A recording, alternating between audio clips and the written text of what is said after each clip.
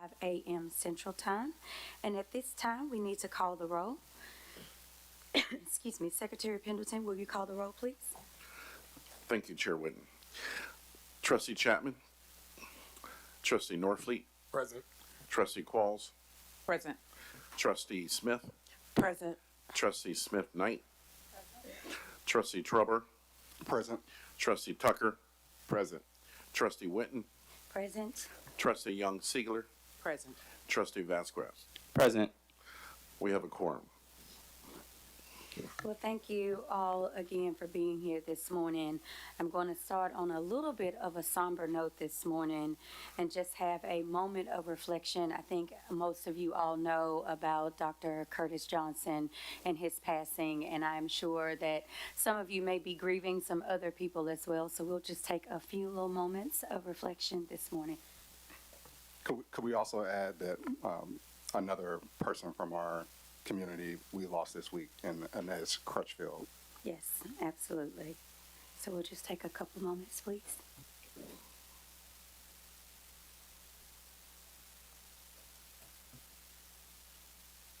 All right, thank you, everyone. You may have noticed that we are in a different room today. There's a lot of changes that are going on. One of the things that we wanted to do is highlight all of the great work that's being done in the agriculture building. A lot of times we hear a lot of things of what's happening at Tennessee State University, and they may be painted in not so great of a light, but wanted to just highlight today all of the really fantastic work that's happening at this university and make it clear to everyone that while we have a lot of work to do, there is a lot of work that is being done on an everyday basis. And then all of you who are watching online, you also may notice that there's a little bit of a change on what you see online on our streaming. There's a QR code, so I know that you have your phones handy, so go ahead and make your donations as quickly as possible.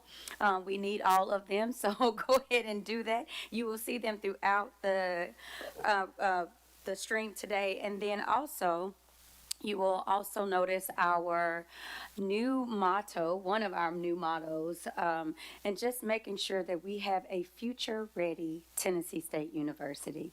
Like I said, we have a lot of work to do, and it will take all of us collectively working together to make sure those things get done.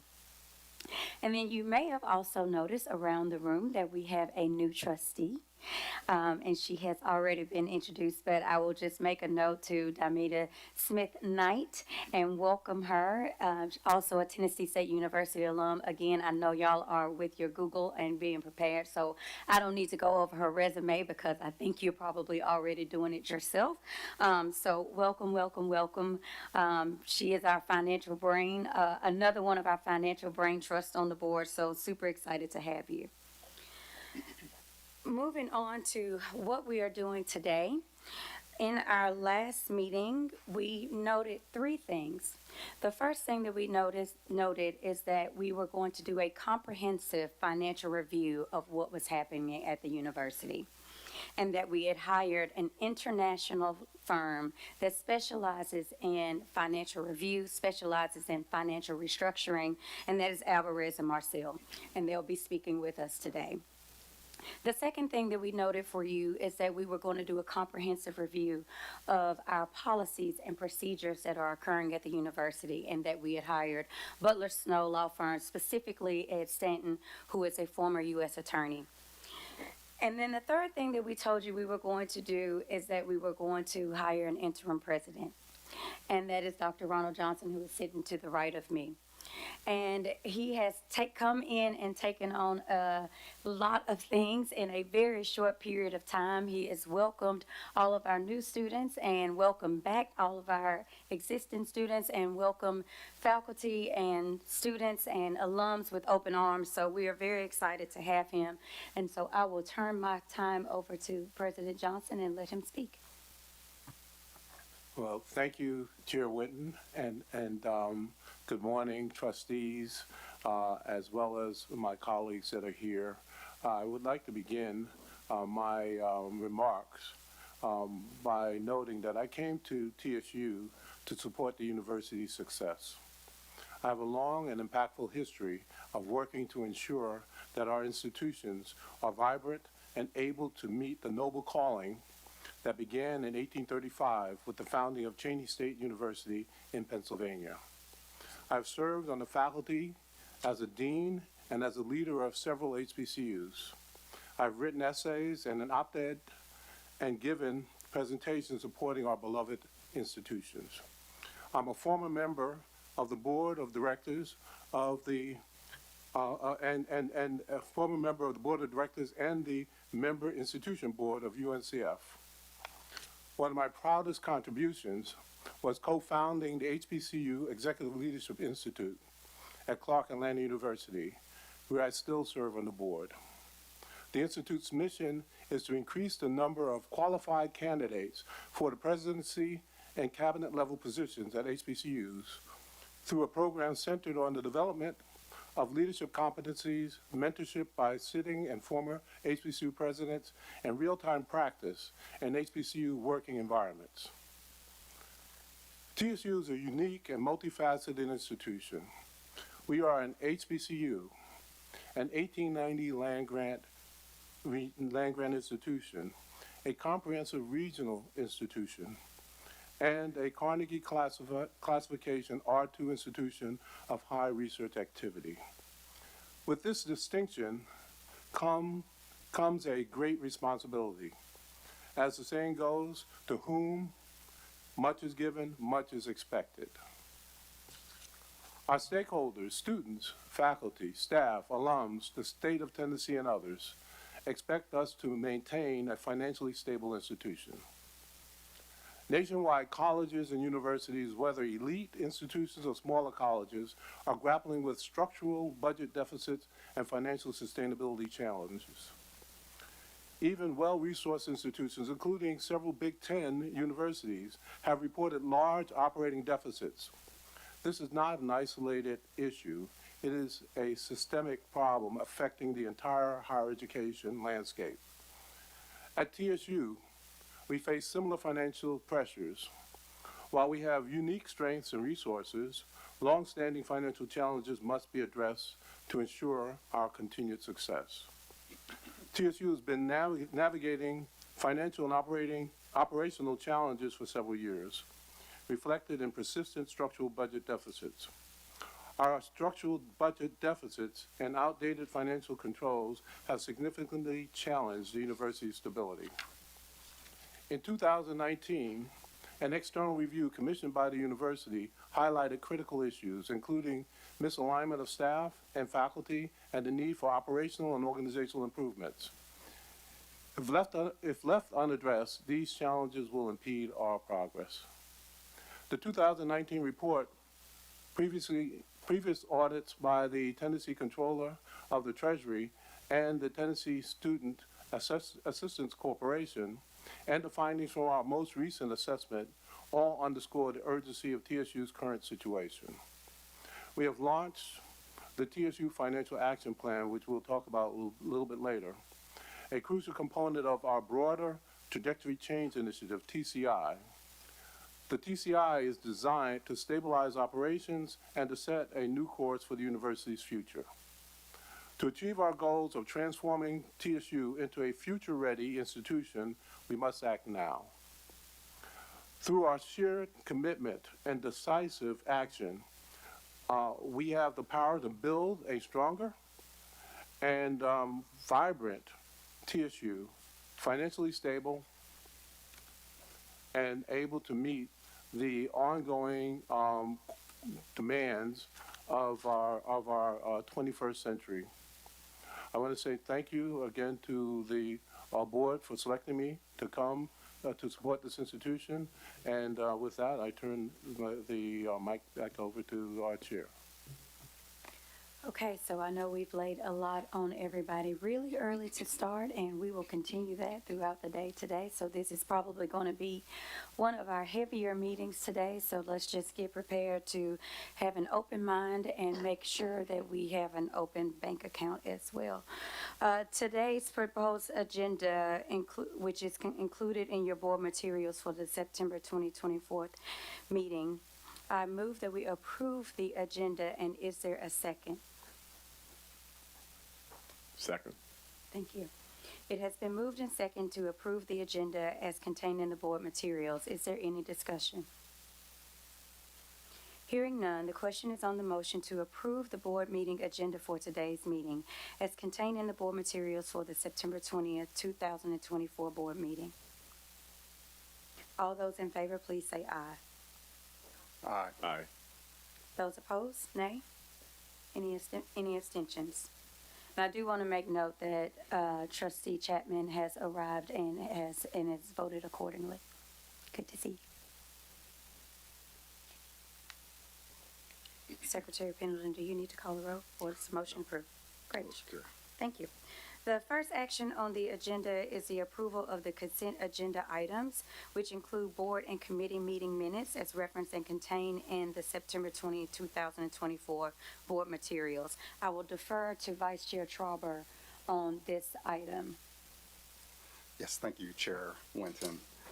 Before this meeting, I sent a written notice to Secretary Pendleton and asked that an item be removed from the consent agenda pursuant to Section 7.7E4 of our bylaws. And under our bylaws, that would either require approval of the majority to remove certain items from the consent agenda, or the chair, in her discretion, can remove certain items from the consent agenda without a vote. More specifically, there are certain meeting minutes that I would like to add or have some additions made to, and that would be for the audit committee meeting, our last audit committee meeting on, I believe, June 6th, and then our finance committee meeting that occurred on June 6th and June 7th. So is the motion to defer those items? Do you want to specifically outline the ones that you want to defer for the meeting minutes? Yes, I can outline those specifically. Perfect. The additions that I would like to make are one in the audit committee meeting minutes. The minutes do not reflect a comment I made about reoccurring audit issues that happened over the course of the last 6 to 7 years that had not been addressed by the university.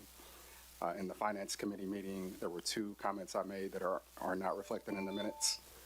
One of those is related to the tuition increase, and where that tuition increase was discussed to be for every 0.5%, that would be $500,000 in impact to the university. And then as a result of that, Trustee Tucker made a comment about reductions, asking for reductions of in the range of 5 to 7 million. But the minutes do not reflect the additional comment that I made about, I guess, adding context around that given the projected drop in enrollment, that the school should also look at certain OpEx reductions. So I'd like to have that comment added. And then finally, on the finance committee, we received a report from Institutional Advancement about the targets for the year for giving. And those targets, I believe, were around 10 million. And it was reported that 11 million had been received. But I made a comment and asked for clarification that 4 million of that was actually a planned gift and maybe should not be included in the entire annual amount that was being reported. And that comment was not included in the meeting minutes. So I would either move that we defer the minutes to the next meeting for approval, or I would ask for a motion to accept those additions to the meeting minutes. Okay, so let's. But I think that from an order of process, the minutes would have to be removed from the consent agenda first. Okay, so the motion on the table is to remove the meeting minutes from the consent agenda for today. Correct. Okay. Is there a second? Second. Is there any additional discussion? Just for point of clarification, when you say remove the minutes, are we removing items 3 and 6 from the consent agenda? Those are the items that I specifically have an issue with. I think the motion was to remove all the minutes. So the plan would be to remove all of the minutes for today and then defer to allow for us some additional review for our upcoming meeting in November. All right. All of those in favor say aye. Aye. All Aye. those opposed? All right, the motion carries. We will remove those meeting minutes from the consent agenda for today and defer that action for our next meeting. The next item on the agenda is the approval of the TSU Board of Trustees 2025 calendar year meeting schedule. The next item on the agenda, the dates are in your board materials for the September 2024 meeting. I move to approve the 2025 Board of Trustees meeting calendar dates as reflected and contained in the board materials for the September 2024 meeting. Is there a second? Second. Is there any discussion? Hearing none, the question is on the motion to approve the 2025 TSU Board of Trustees meeting calendar dates as reflected and contained in the board materials for the September 2024 board meeting. All those in favor, please say aye. Aye. Aye. All right, the motion is approved. The next item on the agenda is the approval of the appointment of the audit committee member, of a new audit committee member. Pursuant to state law, the board must establish an audit committee. And pursuant to the audit committee charter, the board must approve the audit committee members and the chair of the audit committee. Pursuant to the board's committee of the board policy, the board chair selects the audit committee members, subject to board approval. In accordance with the audit committee charter, the audit committee members serve a 2-year term. I have appointed trustee Damita Smith-Knight to serve for a 2-year term on the audit committee. I move for the full board to approve this appointment. Is there a second? Second. Thank you. The question is on the motion for the board to approve the appointment of trustee Damita Smith-Knight to serve for a 2-year term on the audit committee. All those in favor, please say aye. Aye. Those opposed? Any abstentions? The motion is approved. I have also appointed trustee Damita Smith-Knight to serve as the chair of the audit committee, subject to board approval. Pursuant to the audit committee charter, the audit committee serves a 1-year term as chair. I move for the full board to approve this appointment. Is there a second? Second.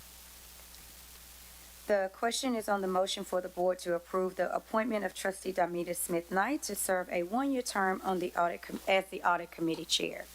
All those in favor, please say aye. Aye. The motion is approved. The next item on the agenda is a report on TSU's financial condition, which will include a report by Interim President Dr. Ronald Johnson, a presentation on the details of TSU's structural deficit by consultant Alvarez and Marcel, a report on TSU's financial action plan by Dr. Johnson, and a report on retention by Dr. Robbie Milton, Interim Vice President for Academic Affairs and Provost. President Johnson, please provide us with your report. Okay, what we are doing now. Aye.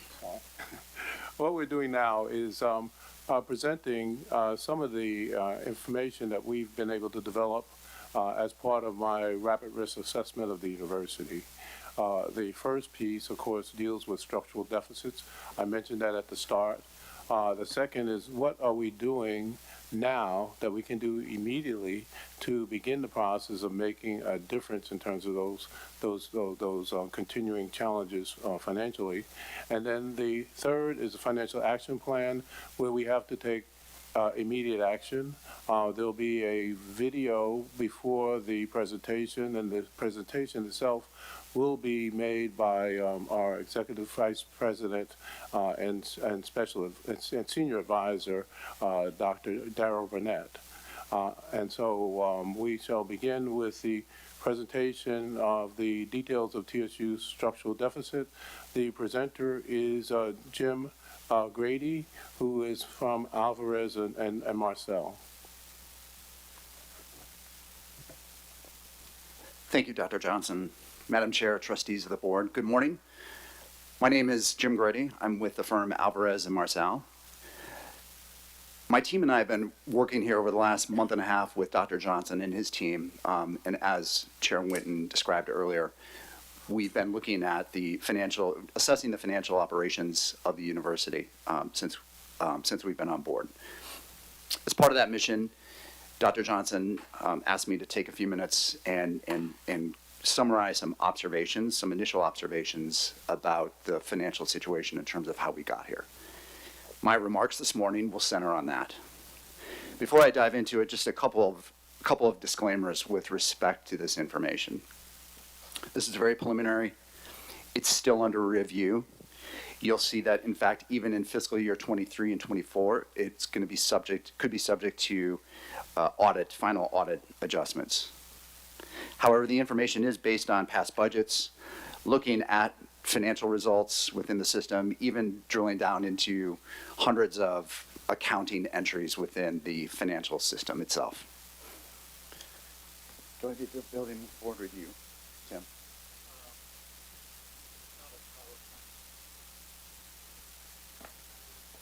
Okay, thank you. So when I first look at an institution of higher learning, there's three things that I typically look at immediately to help me, guide me in terms of the financial health of the institution. The first one is what's happening with enrollment. And the second one is what's going on with its net tuition revenue. That is, how much revenue is the university receiving after all of the discounts or institutional scholarships. And then the third thing is, from an operating standpoint, an operating margin standpoint, I think of that as, are we covering our expenses? Are we breaking even with our expenses? In addition to that, are we also setting aside money for a rainy day fund? And are we also setting aside funds for investment in new programs, investment in new majors, new businesses, what have you, within the university itself? So those are the three things that I typically look at: enrollment, net revenue, and operating margins. Before I dive into this slide that's on the screen, I have two quick disclaimers on this one. First of all, the results that you're seeing here are a summary of what's known as E&G operations, or educational in general. I think of that as just the basic operation of a university. This is students pay tuition, and we teach them and provide them with an education to go out and do better in the world.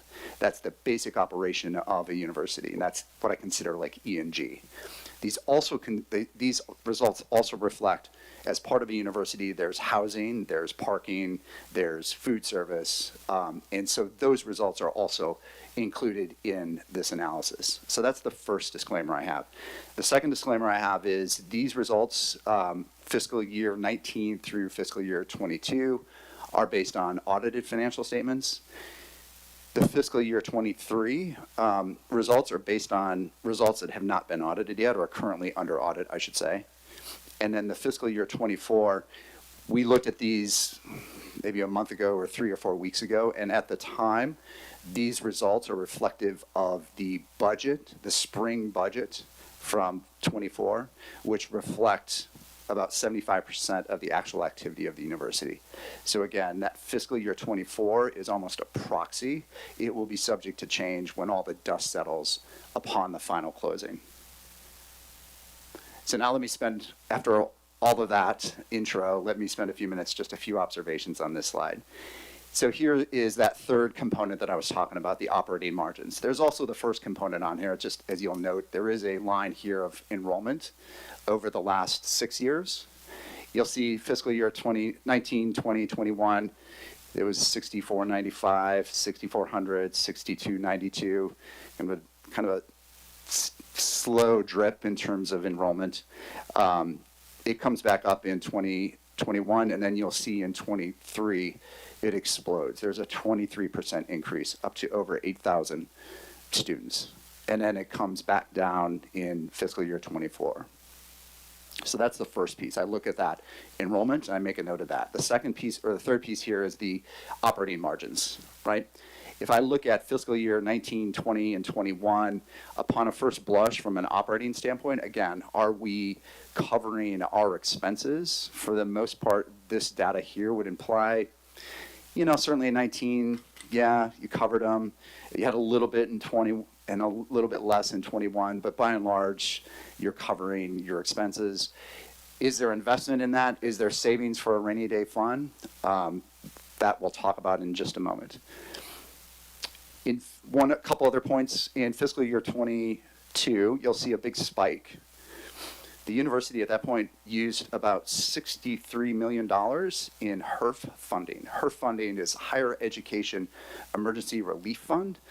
These were federal COVID monies, as I think about it, the federal government giving this to institutions all over, educational institutions all over the country, but in higher ed, they've got a share as well. It was meant to cover drops in enrollment, cover increasing expenses, cover scholarships perhaps.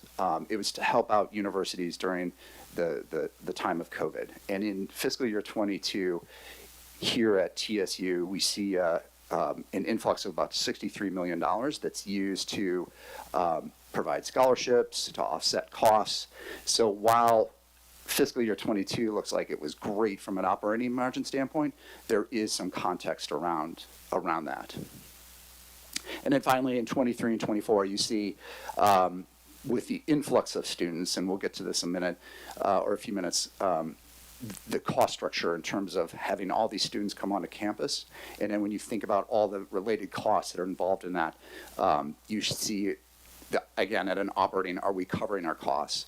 Those were, they were not in 23 and 24.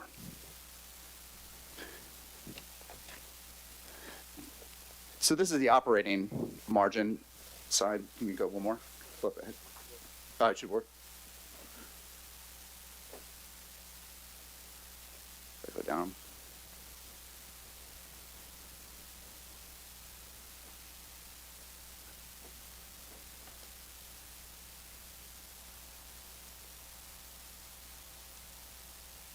The charts don't seem to come on. The charts didn't seem to come on when I did that.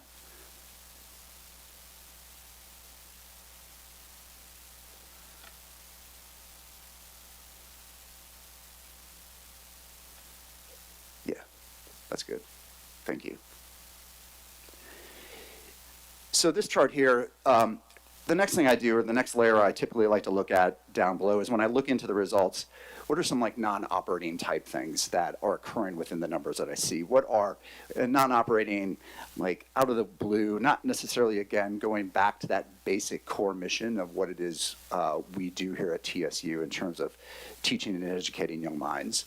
And what I mean by that, and I'll talk through it as I talk through this chart. I'm going to start all the way over to the left in fiscal year 19. So before I do that, though, the purple here is just a copy from the previous page. Those are what the, I guess, reported operating margin was, again, for E&G and auxiliaries. That's represented by the purple. And then what we've done is I've looked at some of what I would consider kind of non-operating or extraordinary type entries within the accounting system and try to flush those out to get to a true operating margin adjustment, if you will. So again, looking at fiscal, as an example of that, fiscal year 19. In the previous page, you saw it was basically break even.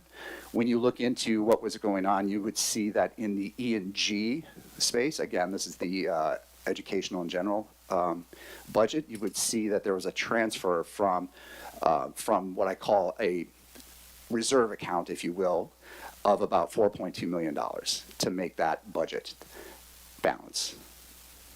That's represented in the orange. The orange are all the adjustments to the E&G budget. The pink color are adjustments to the auxiliary. In that same year, you'll notice there's a positive pink. That was an adjustment from the auxiliaries. So that just says that, like, look, in room and board, food service, and parking, those specific operations actually made money, and they put some away in a reserve in 2019. So that when you factor those two together, from an operating, purely true operating standpoint, it was really a negative $1 million. 2020, you'll see, fiscal year 20 and really 21, largely those adjustments, again, in food service, housing, parking, there was a surplus, if you will, and therefore funds were then put away into a reserve as a rainy day fund. Again, throughout all this, though, there's no indication in terms of savings for a rainy day. You know, certainly the auxiliaries did, but in the core operations, there were no monies that were typically put away for growth or for investment. Typically in universities, you would see anywhere between 2 and 5% has been my experience. It's sometimes a little bit higher, sometimes a little bit lower, but there is healthy universities that would put money away towards investment. When we get to fiscal year 22, again, not a lot in terms of non-operating adjustments going on there. When you look at fiscal year 23 and 24, that's where you see some of the bigger adjustments.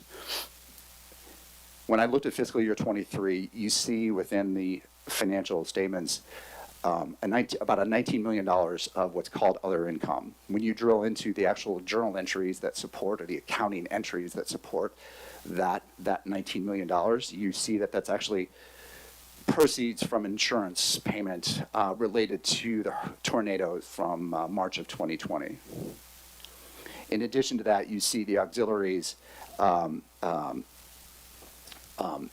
to take $10 million again to cover costs of now, again, remember, this is that high enrollment of over 8,000, and so now the auxiliaries are stressed. Parking, room service and the food service, their costs are increasing, and therefore they have a loss as well and are drawing down on their reserve funds, if you will. Moving into 24, again, 24 was the updated budget as of last spring. It had about 75% of the actual activity included in it. One of the things that we found that was actually missing in that was some institutional scholarships that had been given out but had not been reflected in that budget, and that was about $26 million. And then you'll see another, again, because of the cost structure and the auxiliaries are drawing down another $10 million from reserves to cover their costs. So I've thrown a lot at you here. There's a lot of numbers going on here. I can appreciate that there's a lot here. I guess the question would be, gosh, so what really caused all this? How did this all, what are the drivers or the contributors of this? And there are really three main ones. I can make it pretty simple. Tim, do you want to move to, I'm going to skip the next slide and we'll go to the, we'll go to, right to the next one. Perfect, thank you very much. So the first one, you remember in my opening remarks, the second thing I typically look at is net tuition revenue.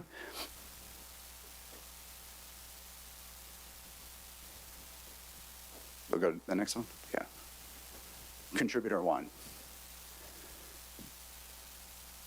And so net tuition revenue is represented by the dark blue bars here. The light blue bar is what's considered or called institutional scholarships. I think of institutional scholarships really as discounts on net tuition for students. And you can see from the 19, the 20, the 21, really even, well, I'll go 19, 20, and 21. You had net tuition, you had some institutional scholarships. What happens then in 22, that $72 million number you see in net tuition, there's about $37 million of HERF. Remember that funding from the federal government? There's about $37 million of HERF funding that's in that $72 million number. So it is money that we got from the federal government. We were using it though for scholarships. So that when in 23, when that HERF money was no longer available, we then had to apply a higher level of a discount in 23 and then again in 24. I think of it this way: if I were a student or you were a student in 22 and you were granted a scholarship, but it was really paid for by federal funds that go away in 23, you fast forward to 23 and you're either on the hook for that tuition at this point, or the institution has to provide a discount. And in some cases they provided a discount, in other cases they didn't, which leaves students with outstanding balances to the university, which then continue to get rolled forward and rolled forward. So that's really the first contributor. I'm going to move to the second contributor.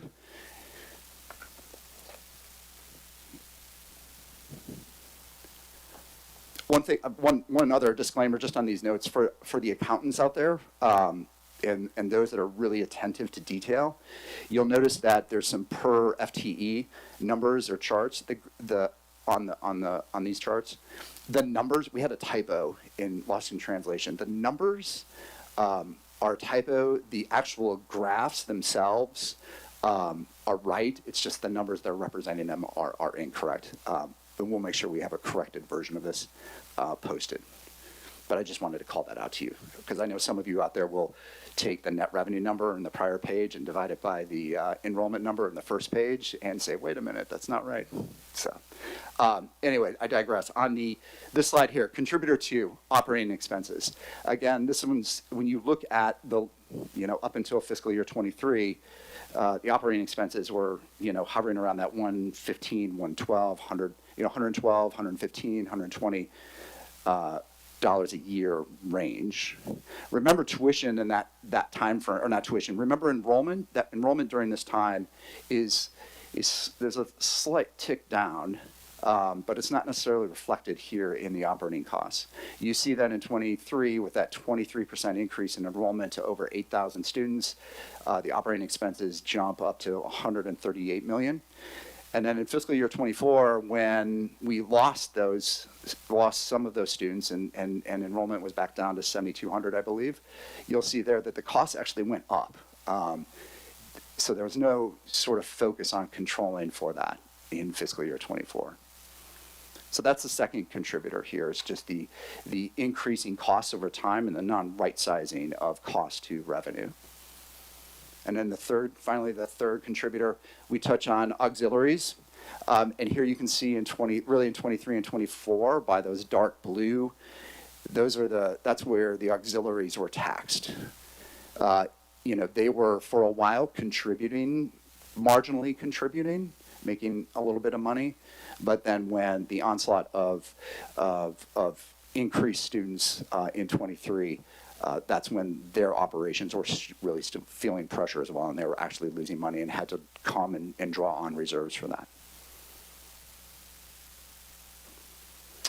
And with that, I think that concludes my remarks. All right, does anyone have any questions?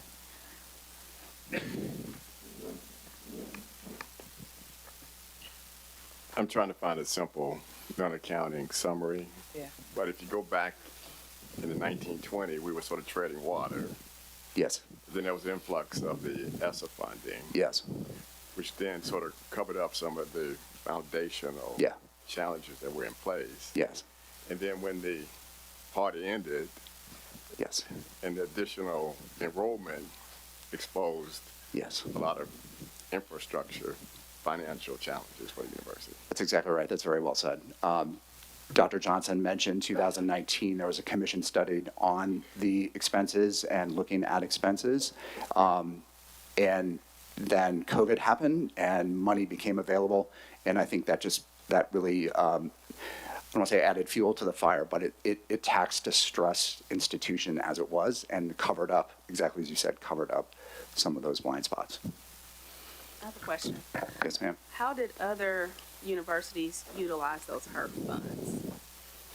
Any idea? Did you? Yeah, so I did actually look at a couple other, in fact, I looked at a couple, North Carolina A&T, so they, and Southern University in Baton Rouge, Louisiana.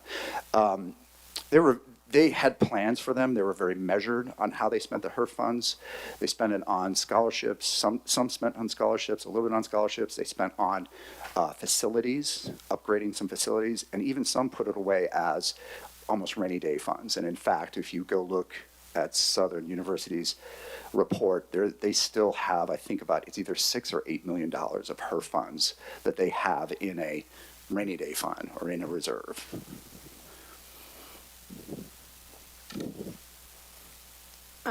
For a point of clarity, can you say again the year that students were left with debt by providing scholarships with temporary dollars?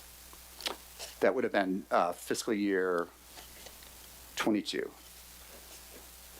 Fiscal year 22, we saw in the system there was about $37 million of HERF funding used for scholarships. And then in '23, there was no more HERF funds. And that's where you see on that chart, the light blue almost explodes to about $45 million.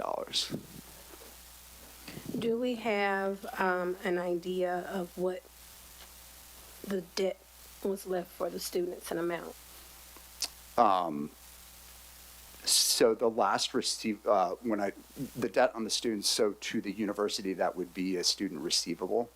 And the last number I saw on student receivables, I think it was at the end of, it was either fiscal year 23 or 24, it was around $50 million. 47.9, thank you, Dr. Martin. Was that 24? That was fiscal year 24, so that was just as of last June, the 47 million. Yes, ma'am. One more question. So for the year that we had the big drop between 23 and 24, what does that translate into reduction of revenue? Did you guys compute that?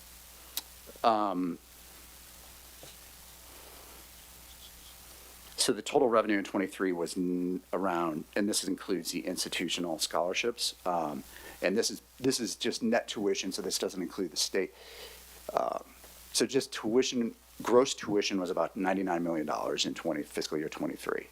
Gross tuition in 24 was again around, well, gross tuition, it was around 100 million? Yes. It was around $100 million in 24. But about half of that was institutional scholarship, discounted. Yes. That's right. Yes, ma'am. Yes. So that's about a loss of 50 million. Yes, ma'am. Jim, I think there's, just from, this is a lot of information, so thank you for presenting this, and it is a lot to digest, particularly for people who may not have the financial background. I mean, Yeah. this is a lot, and it's saying a lot. But could you just kind of simplify it in maybe a layman's term, one or two sentences? What does this mean, particularly as we're talking about enrollment? Because sometimes we typically think, oh, we have high enrollment, so why are we having these budget challenges if we have a high enrollment? Yes. And I would say to that, it's perhaps the type of enrollment, the enrollment of, again, following on the point she's making here. So you sell your product for $1, but you're only collecting really 50 cents because you're saying, you know what, for whatever reason, I'm just going to charge, I'm going to charge you $1, but you only have 50 cents. Fine, I'll take your 50 cents and we'll call it a day. Is kind of the way that I think about it. Does that help? So you've got that, and then on the other side, so I'm taking that, but then on the other side, my costs are going up. My costs are going up. So it's costing me more. My milk is more. My bread is more. My rent is more. But I'm only getting, my employer's only, I'm only getting 50 cents. That's right. And then the retention, which will be talked about at some point, the students aren't ready and they end up dropping out. And many of those receivables are in fact students that have left the system. Point of clarity, please. So when you're referring to that analogy with like the 50 cents and the dollar, first off, obviously thank you for this information, but my particular question would be, is most of that money that we're receiving, or I guess not receiving, excuse me, is that coming from the fact that students are getting full rides and lots of scholarships, or is that more so they're not paying their balance? Would it be a mixture of the two? Like, I'm not sure if y'all had specific numbers on that. Yeah, no, it's a mixture of two. So scholarships and financial aid is included in that net tuition revenue. That's money that we get. The institutional scholarship, when you refer to as an institutional scholarship, I think of it as just it's a discount. I'm charging you, I'm going to charge you $1, but I'm going to only collect like 50 cents. I'm giving you an institutional scholarship of 50 cents. However, if you got your parents to pay 50 cents, you pay 50 cents, then I get the $1. Does that help? Does that make sense? Okay. Good question. But with that dollar, I'm fixated on a dollar. I'm sorry. I'm trying Hit that dollar. Let's keep it easy. Yeah. It's still costing us 99 cents to produce what we need to produce. Or maybe $1.10. $1.10. Or $1.20. And every year it goes up. That's right. Okay. Thank you. Demeter, we can't hear you. Can you speak a little bit more into your mic? I'm trying. I'm struggling. Okay. Is this better? Okay. So I just thank you, Tyler, for simplifying this, because we can overcomplicate some things. But understanding the dollar that we charge, it's reasonable. It's why people come. It's why we're affordable. But Yeah. it does cost more than that dollar to produce. And we're not even collecting the dollar. In some cases, we're collecting 50 cents. And some we're collecting 0. Right. Okay. And also to that point, we told students that we had $1 for them for a year. Yes, And they came back and there was no dollar, that's right. the second, third, fourth. And that is what caused the students to now have outstanding debt and withdraw on some occasions. Yeah. I think everybody likes the dollar example. Okay. All right. So if you stick with that, All you right. don't change your strategy, then your costs are out of line, and it's just going to speed up to the worst place you want to be, Yeah. right? Fine. It goes to Dr. Johnson's point at the outset on the structural deficit and how this has just over years has happened. I mean, just the question that it would cause, though, if, given this, what we just talked about, enrollment, what advantages would we have by trying to increase enrollment if we can't support them? I think it's, and one of the comments there that we found is there's just a lack of coordination or planning between admissions and financial aid and enrollment. And I think it's, there are, students like being made perhaps a little bit, I don't want to say selective, but, in some respects, students that are ready for college and the college experience have a clear line of affordability somehow, some way, whether it's working, or scholarships or what have you. I think it's almost the mix of that enrollment. And also, is it a safe assessment to say at this juncture that the HERF dollars were not used in the most appropriate way? I don't, a lot of universities used them for scholarships. A lot of universities, they were given out as stimulus checks at some universities. It was like that here as well. So that happened at some universities as well. So I don't want to say it was appropriate. I think what the difference is, I've not come across a plan. And when you see like North Carolina A&T, when you look at Southern, you can actually see they have a plan in terms of, they had a plan, that is, on how they were very strategic in terms of how they got these dollars and how they spent them, or where they were allocated towards. So the way that these dollars were used were not set up for a sustainable model. Right. I was at 2 colleges when the HERF funds were released. Dr. Burnett, can you introduce yourself for the record? I'm sorry. Thank you. I'm Dr. Darrell Burnett. I'm the senior advisor to the president and the interim vice president CFO here at Tennessee State. I was at Jackson State, Russ College, and Kentucky State. When the HERF funds came to those institutions, the plan that we used was to first use the funds to pay down their debt. That put real cash money in the bank. Then what was left, those dollars were cut in the form of checks, and that's what we gave the students. Sometimes you have to read the regulations or get clarity from Washington, D.C. as to how you can use those dollars, and that's what Dr. Johnson and I did at Kentucky State. But you got to pay yourself first, relieve the debt that the students had, and then give the remaining balance to them. Otherwise, you're just going to put yourself in a hole. And so what we did was creating more debt. I wasn't here, but it sounds like that is the case because of the large amount of debt that we see on the books right now, close to $50 million. Thank you. I just want to add a couple other comments because there are a lot of people in attendance and listening to the conversations that we're having. So simplicity, I think, makes a lot of opportunity to clear up some misinformation. Yes. But is it safe to say, in terms of those one-time financial commitments that came in, we just didn't use those dollars as a leadership team effectively and recognize the fact that it is a one-time. Yeah. Yeah. Yeah. Okay. And to also say this was 2022, I want to stress the year Yes. because we are using the word we, Yeah. and this was in 2022. Thank you. Thank you. Well, and to that point, and I'm again trying to, maybe in Trustee Tucker's words, simplify this and kind of tie a bow on it, and understanding the story that's being told through the slides you presented, particularly starting in 2019 all the way up to fiscal year 24, which would have been 23, 24. Yes. If we're looking at it and the revenue and expenses, so would this situation have been something that those in finance and administration at that time would have known was about to occur, or could have predicted this was about to occur, that we would at some point, or the Board of Trustees would at some point have this type of presentation that was presented to them? Or could it have somehow been deferred on into the future or put off into the future?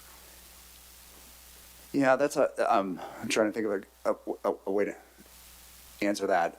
So in 2019, I'm going to take a step back, and so in 2019, I understand there was a commission done on expenses and on expense control, or looking at the expenses of the university. So that would say to me that in 2019, the administration sensed that perhaps there was something going on. There's not something going on, but there was a problem that we should look at things within our cost structure. And then COVID happened, and the federal monies came in, and I think it was just it was a situation where you didn't have a lot of strong financial controls in place, perhaps, or you didn't have a lot of strategy in terms of how you were going to proceed forward with this money, coupled with the fact that in the back of your mind, there may be an expense or cost structure issue that we should be paying attention to as well. And I think it was perhaps a situation where they just got overwhelmed.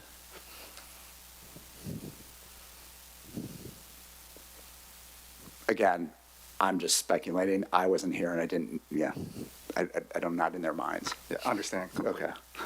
But just to clarify, good financial reporting on a regular basis would have provided. Yes, this. that's right. Regular monthly closes, actual to variance explanations, forecasting. Exactly right. And a lot of those systems, from what I've seen, have broken here. And when you were talking about previously, I think when you opened up your presentation and you were talking about this information is based on audited financials except for 23 and 24. Yes. We're talking about comptroller. Yes. The state comptroller. Yes, auditing thank you for those financials. clarifying that. That's right. The state of Tennessee, that's the state comptroller that does that, yeah. And going on to that, so the numbers for 24, how are you getting that information, or how did you get that information? So that information was, so we looked at this 3 or 4 weeks ago before 24 was closed out officially. And so the only information we had to rely on was the budget that was presented. There was an updated budget that was done last spring that was based on 75% of actual activity with like 25% of the forecast through the end of the year. And so that's why 24, I think directionally is right, but I think the numbers just got finalized this week and submitted. So that may be adjusted a little bit better, maybe a little bit Directionally worse. is right, what do you mean? I think Dr. Burnett can comment because he's actually seen the statements, but I'm guessing that the margin, the loss, some of the bad things that we're seeing in 24, when the dust is settled and you see the final numbers, it's probably pretty much in the ballpark of what we're showing here. And he just confirmed, yes, it is.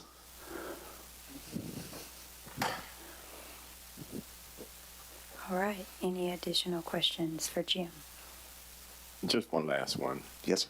So during this period of time where we sort of went off the cliff to some degree, Yes. was there any reduction in funding from the state during that period of time? Or is it one way of looking at it to say that some of these issues that came up are really things that were within the funding coming from the state? We had some additional funding from the feds, but what got us in where we are today is not the state causing that to take place, but the decisions that we made, not we, but decisions at the time by Yeah. the leadership team that could have changed that trajectory. Right. When I look at the data, I clearly see the funding from the state as it is typically done. There's a state appropriation done every year for the university, and I don't see any sort of change, material change year to year from that. Well, the reason why I asked that because some of the perception is the boogeyman is Yes. out there that's not providing the level of funding. That's right. Okay. There's no indication that there was any change in funding from the regular appropriation the state gives Right. Tennessee State. That's a good point, that we were receiving the funding from the state during those years. It was the use of the HERF funds in the way that they were used, and this is just how I see to summarize it, and correct me if I'm wrong. During these fiscal years, the state was still providing Tennessee State University with the dollars Yes. that were appropriated. However, with this influx of cash with HERF, it was then decided at that time that all these temporary, and I'm using the word temporary intentional, scholarships were going to go to these students. And so now you come down and these students are left with debt for year 2 going forward. Yes. And now there's a discussion with the state, to Trustee Tucker's point of the boogeyman. We need more dollars. But this situation occurred because of how the HERF dollars, to some degree, were utilized. That's right. In addition to just the not very strong policies and procedures with respect of how are we handling scholarships? And what do we do when the HERF money goes away? What is our plan for that? How are we going to help those students that may have gotten HERF funds transition to non-HERF world? I just wanted to ask one question. Did you say how much of the reserve was used in your presentation? Or I did not say. I just pointed to the fact that reserves were pulled do down. you have just that as a amount? result. Or I don't have that off the top of my head. And reserves is like savings? Yes. Like reserves versus. I think of it, that's right. I think of it like piggy banks, right? It's like your piggy bank. Not plant funds, but actual reserves. That's right. Thank you.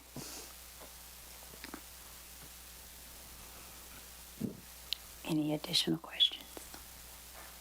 Thank you, Jim. Thank you very much. Thank you all.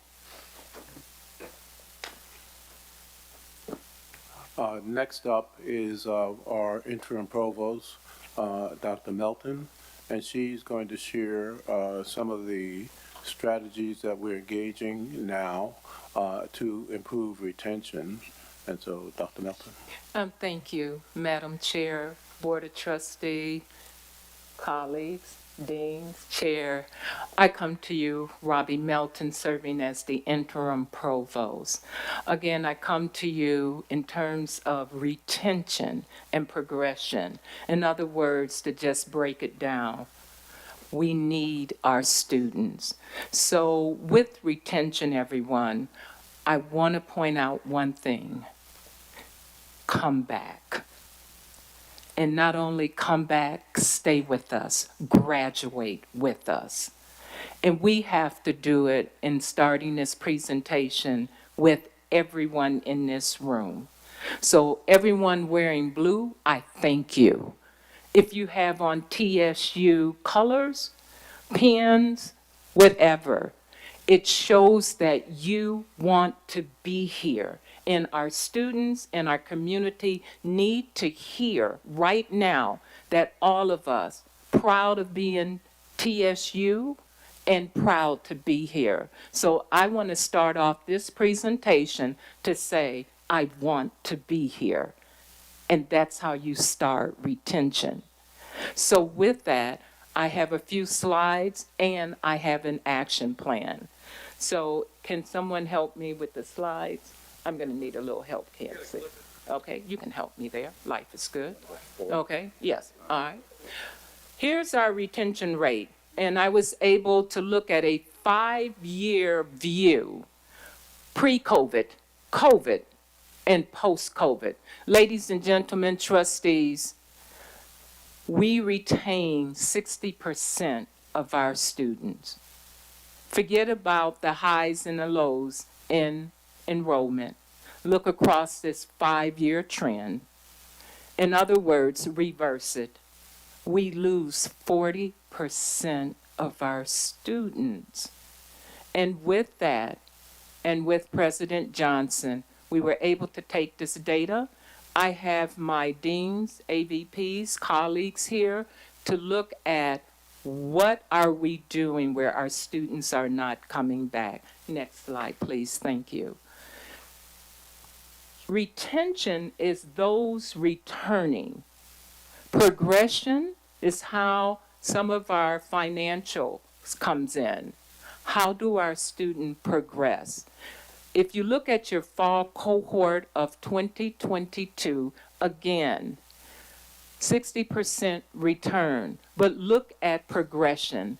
And for the state of Tennessee, progression, 4 categories: 30 credit hours, 60 credit hours, 90 credit hours, and 120, and graduation. That fall cohort of 2022, when you look at the meeting the 30 credit hours, you're looking at only 38.5%. We have an action plan for that. Next slide, thank you. So we started with surveying the students to just ask, why didn't you come back? And we noticed 3 categories. Number 1, financial aid. That is not a surprise. And again, we have an action plan for financial aid. But number 2, to improve customer service and communication. And I hear the amens and the That's something we have to do immediately, and we have a plan that you're going to see in a few minutes. And the third one, a sense of belonging. That's how I started off, by wearing blue, showing that you are proud every day that you are part of Tennessee State University. So please let me present the plan. Next slide, please. Thank you.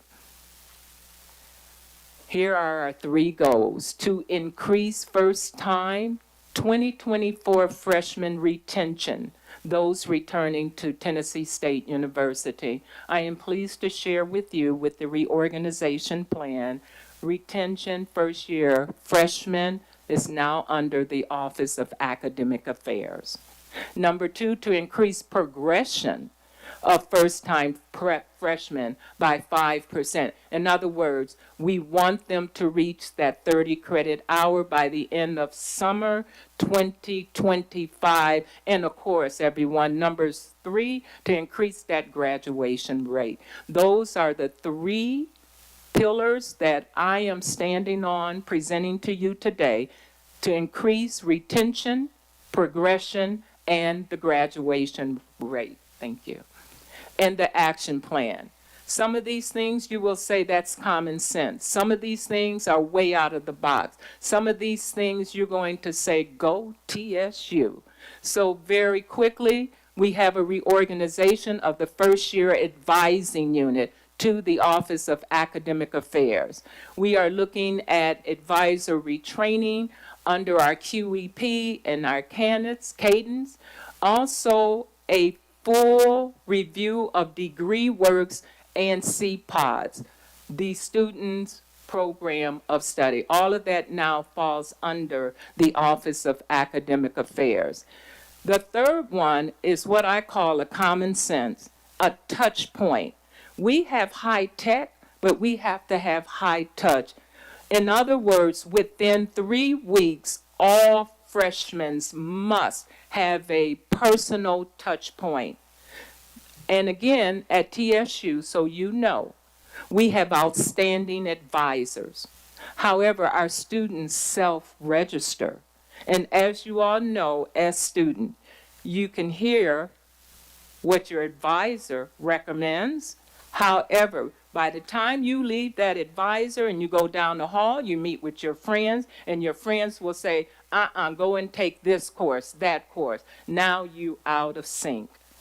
We now have a plan that within 3 weeks, our first year advisors will call every freshman and will look at what was recommended versus how they registered.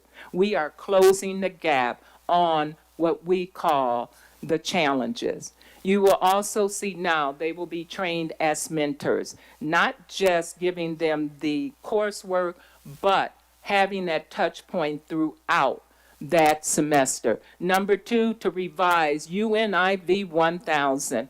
Again, that is a required course for freshmen. And with the help of the faculty, staff, and the AVPs, we now have requirements. Number 1, all of our instructors are retrained for mentoring. Number 2, within the first 3 weeks, there will be a first assignment. In other words, we're going to catch those students within the first 3 weeks, and you'll see EAB, Early Alert System, to report. I'm here to say to you, I'm looking at not a 75%, I'm looking at a 99.9% rate in terms of being able to come to this board and say that all of those students have an EAB documented. If you look down, degree works.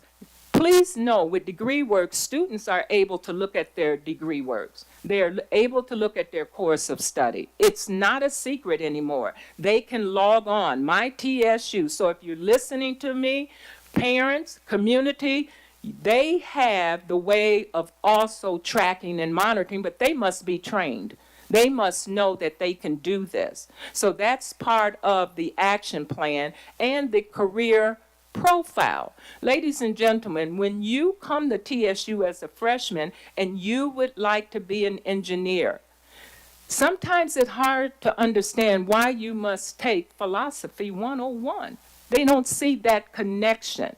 So with that, we have a requirement of a career profile and academic career counseling. And I have to put a plug for the Bank of America because they helped us with funding to set up from freshman to graduation to industry, that pathway. And we start with every freshman required to do a career profile.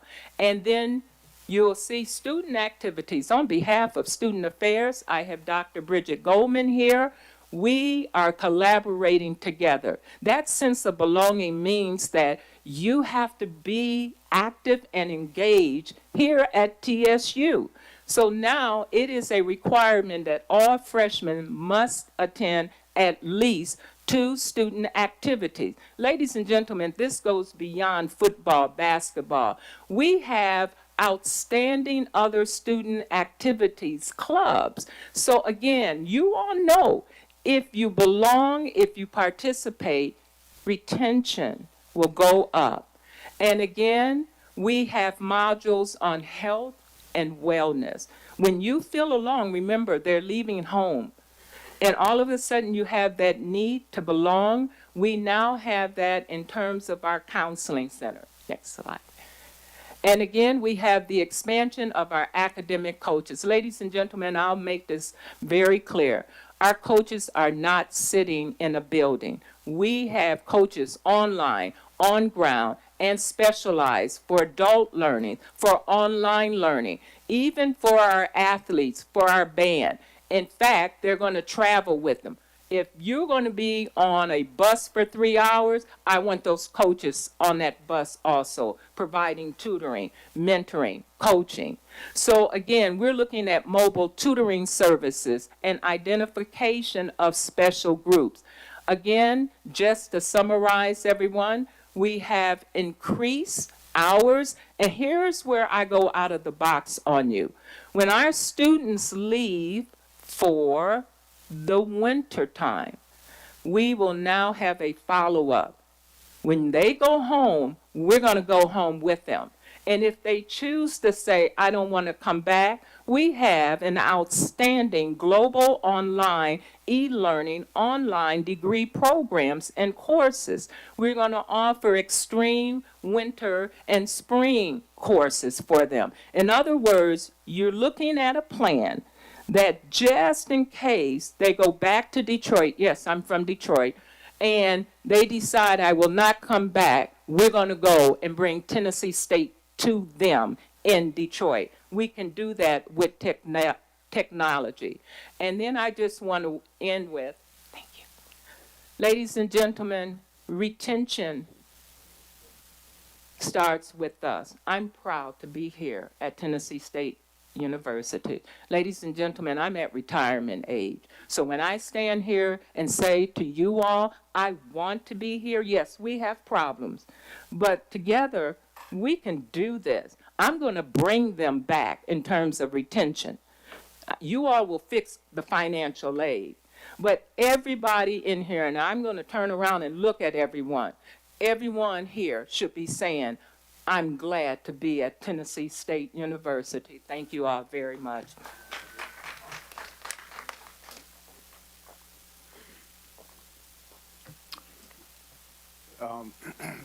Next up, we're going to show a video that I prepared that's going to be available at 3 o'clock to the public that essentially introduces the financial action plan that we've Dr. Johnson. implemented.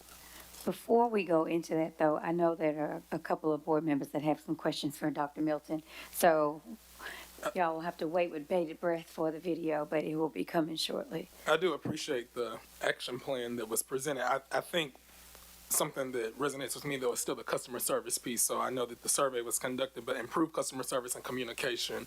So we can put these things in place, but there still is that customer service piece that can become a challenge for students. And what are we doing about those things? Yes, and I have all of my colleagues. And again, I'm going to say the same thing regarding retention. Customer service is a responsibility of all of us.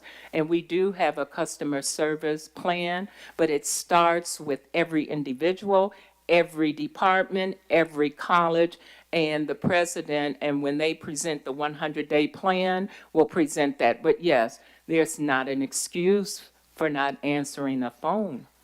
None. And so he'll share the plan at that? Yes. Okay. I have a question as well. At the top of the list was financial aid. Yes.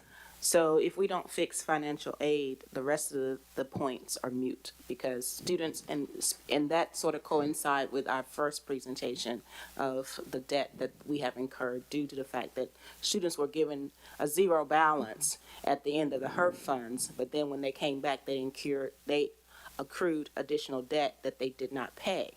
So how are we approaching the fixing the financial aid? That might not be your area, but how are we approaching number one on the list to fix financial aid? Dr. Darrell Burnett again, and I'm thinking everyone's giving my presentation. Financial aid right now is being revamped. We're working with TIAC, and we have several of their staff shadowing the existing members that are in the financial aid department. One of the other areas that has caused a problem is that we're still doing a lot of things manually. It's 2024, folks, 2024, and we're still doing assessments manually. So we have a lead, I don't know if I can say her name, but she's from TIAC. She and her team of about 3 or 4 individuals arrived earlier this week, and they've been shadowing and taking over the financial aid process. We will also bring in 2 consultants, 2 consulting groups, one for the state and the other for the federal piece of the financial aid process. And then they'll help us get ready for the spring term, which should begin in November. All right? As we go through the process, we'll begin to evaluate individuals who eventually take over and become the director of financial aid and then from there hiring new people. So I say all of this, this may be a 1 or 2 year process of transitioning from this group of consultants from TIAC and the two from the state and the federal, and then getting our staff up to speed and to optimize the tools within financial aid to include the collaboration with those other units like records, Bursar, and those other entities that feeds or collaborates with financial aid department. Good morning, Provost Malte. I did have two short questions for you. So my first one, I see this first graph here, you show the first-time freshman retention rate, and I see it's about an average of 60%, as you mentioned. Yes. But I was wondering if you had any particular numbers on, I guess, the progression from sophomore through senior, and especially like the graduation rate. Something we see at least a lot of the time, or at least that I've been seeing, is like this overall retention rate, but I haven't really seen much of anything past that for sophomore to junior, junior to senior. Are there any numbers on that? Oh, I have numbers. Okay. Okay, so if you look at the chart that you have, you look at the 40%. If you now look at the 60% that return, let's look at that group. Yes, ma'am. Now you're looking at how many of those students will progress to the 30, and we have those numbers. And right now, with those numbers, you're looking at maybe a 52, 53, but I'll give you the exact number, meeting that 30-hour level. And then the next jump is 60. We tend to go down versus up. And then all the way to the graduation. So we have to have intervention. Oftentimes, we just look at intervention of those students that fall below 2.0 GPA. But what about our best and our brightest? What do we do for retaining them? I'm concerned about the number of transfer students, because in breaking down that number and surveying those students, we found out that over 30% of them transfer out to other school. Why not stay here at Tennessee State University? And so, again, with that number, we asked them, you know, what was that one factor? And again, take out financial aid, everyone. They want to belong.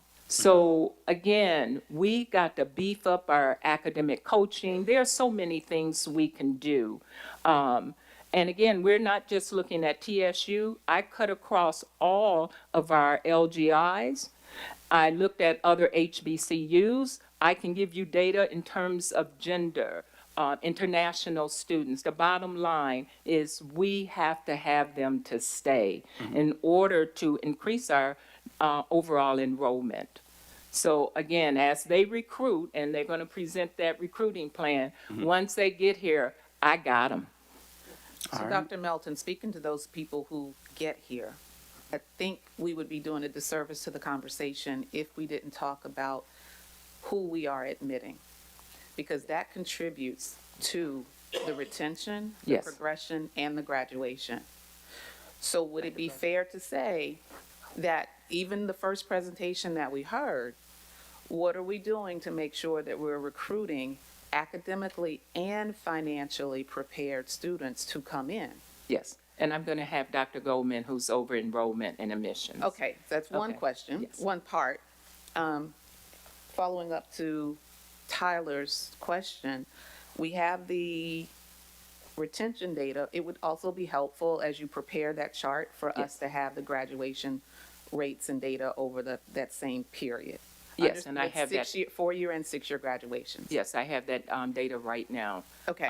So And there's a third point related to that when you start with the explanation. I think part of the opportunity here today is to level set some understanding yes, basically to the audience, right?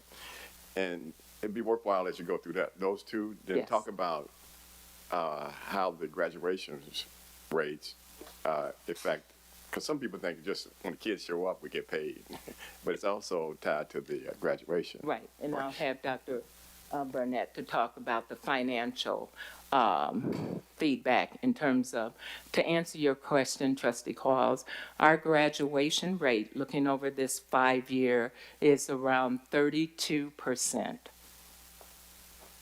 6-year? 6-year.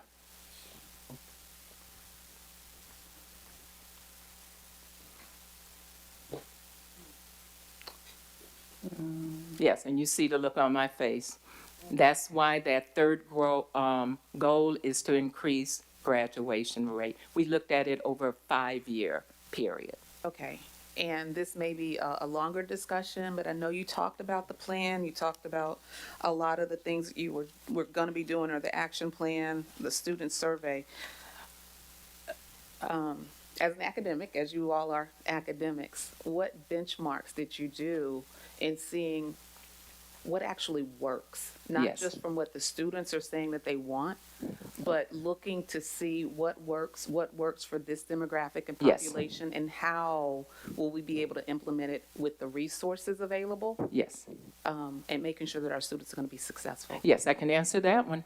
Number one, with the realignment of moving first-year freshmen advising over to academic affairs, that means that when you have a freshman to have direct contact with his or her faculty in the discipline, data will show retention will go up. In other words, if I'm going to be a nurse, I need to be in health sciences, and I need to start having contact first semester with that staff. That's research, and that's part of the realignment.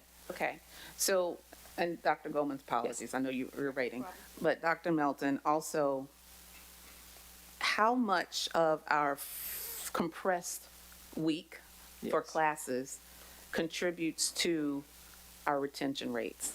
So this 4-day class that we Yes. have, what studies have we done, what data do we have to support the 4-day class schedule, or do we need to reevaluate? What are you all thinking about that? Okay, it was on the action plan. Yes, that was pulled up. It's a revisit of the Fridays. So let me talk about TSU and for the audience. Okay, yes. On Friday is what we call study day, on and on. But when you look across the 3-year of students being here on Friday, what are they doing? Are they studying, on? And even facility-wise, we are revisiting, going back to the Fridays. What we also have found, that students leave here on Thursday afternoon. And if they live within what we call the 250 miles, they go home. And then they come back on Monday. So Friday, Saturday, Sunday, you basically have a campus that's, if you live in Detroit again, you just, stuck. We need to have a strategic plan for academics, co-activities during this Friday. Again, let me just give everyone a very quick teachable moment. We started here at Tennessee State with the Smart Center, academic esports. And we have numbers and data to show the number of students that on these Fridays will come, and we call it play to learn, learn to play. But we pathway video gaming into all of the discipline. In other words, if you're going to play, what about computer science? What about health and wellness? So again, to answer your question, and I'm mindful of your time, yes, that's part of that action plan, to relook not only at these Fridays, but how do we spend our campus time? And that's with student affairs. And it's just to make sure that I'm clear, revisiting is one thing. I'd like to make sure we have some data to support one way or the other. Yes, and I'll bring that back at the next meeting when I look at that action plan, because they're measurable.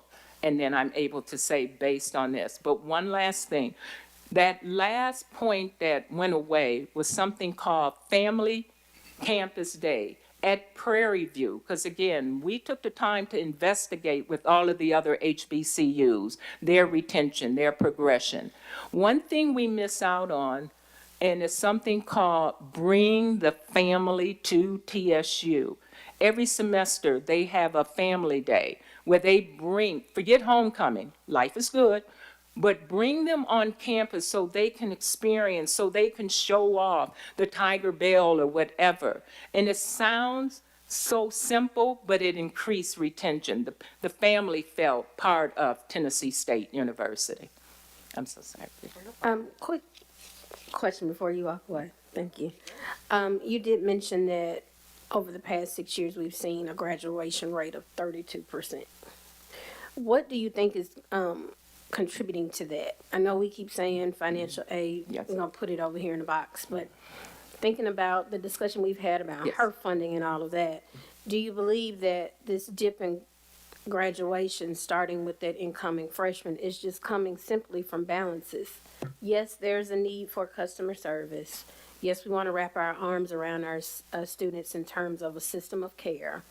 But if I have finance hovering over my Yes. head, Yes. is that what over time really is the main contributor, you would say, based on your assessment? Okay, so again, if you can't afford to come, then you're not going to graduate. And then you sit out, and now you have a balance. Now you can't get that transcript. And now, where are you? So that is a major variable for students not being able to graduate. And again, we have put in now a system called CPODs.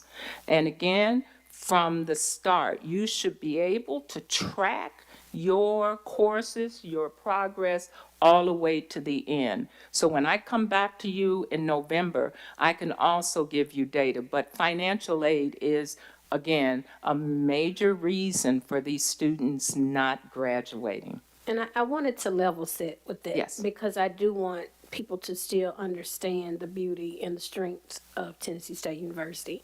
Yes, we do have our issues that we need to overcome with customer service. That's big. Yes. Sense of belonging, that's big. But what's the biggest is that the reason why I'm not graduating is because I don't have the money to do so. And I've been placed in a financial situation. Bottom line. And that is what is the greatest driver of this low graduation rate. Yes. And you didn't ask me, but now I'm going to turn to Citizen Robbie Melton. What about all of those students in the past with balances? They're somewhere sitting and they need to work out something. I'm hoping that this board, for the current students, yes, I understand. But what about those students 5 years ago, 10 years ago, still with balances, can't get a transcript, can't move forward, can't even go to another institution because they're stuck financially? Will we ever go back and help those students figure it out?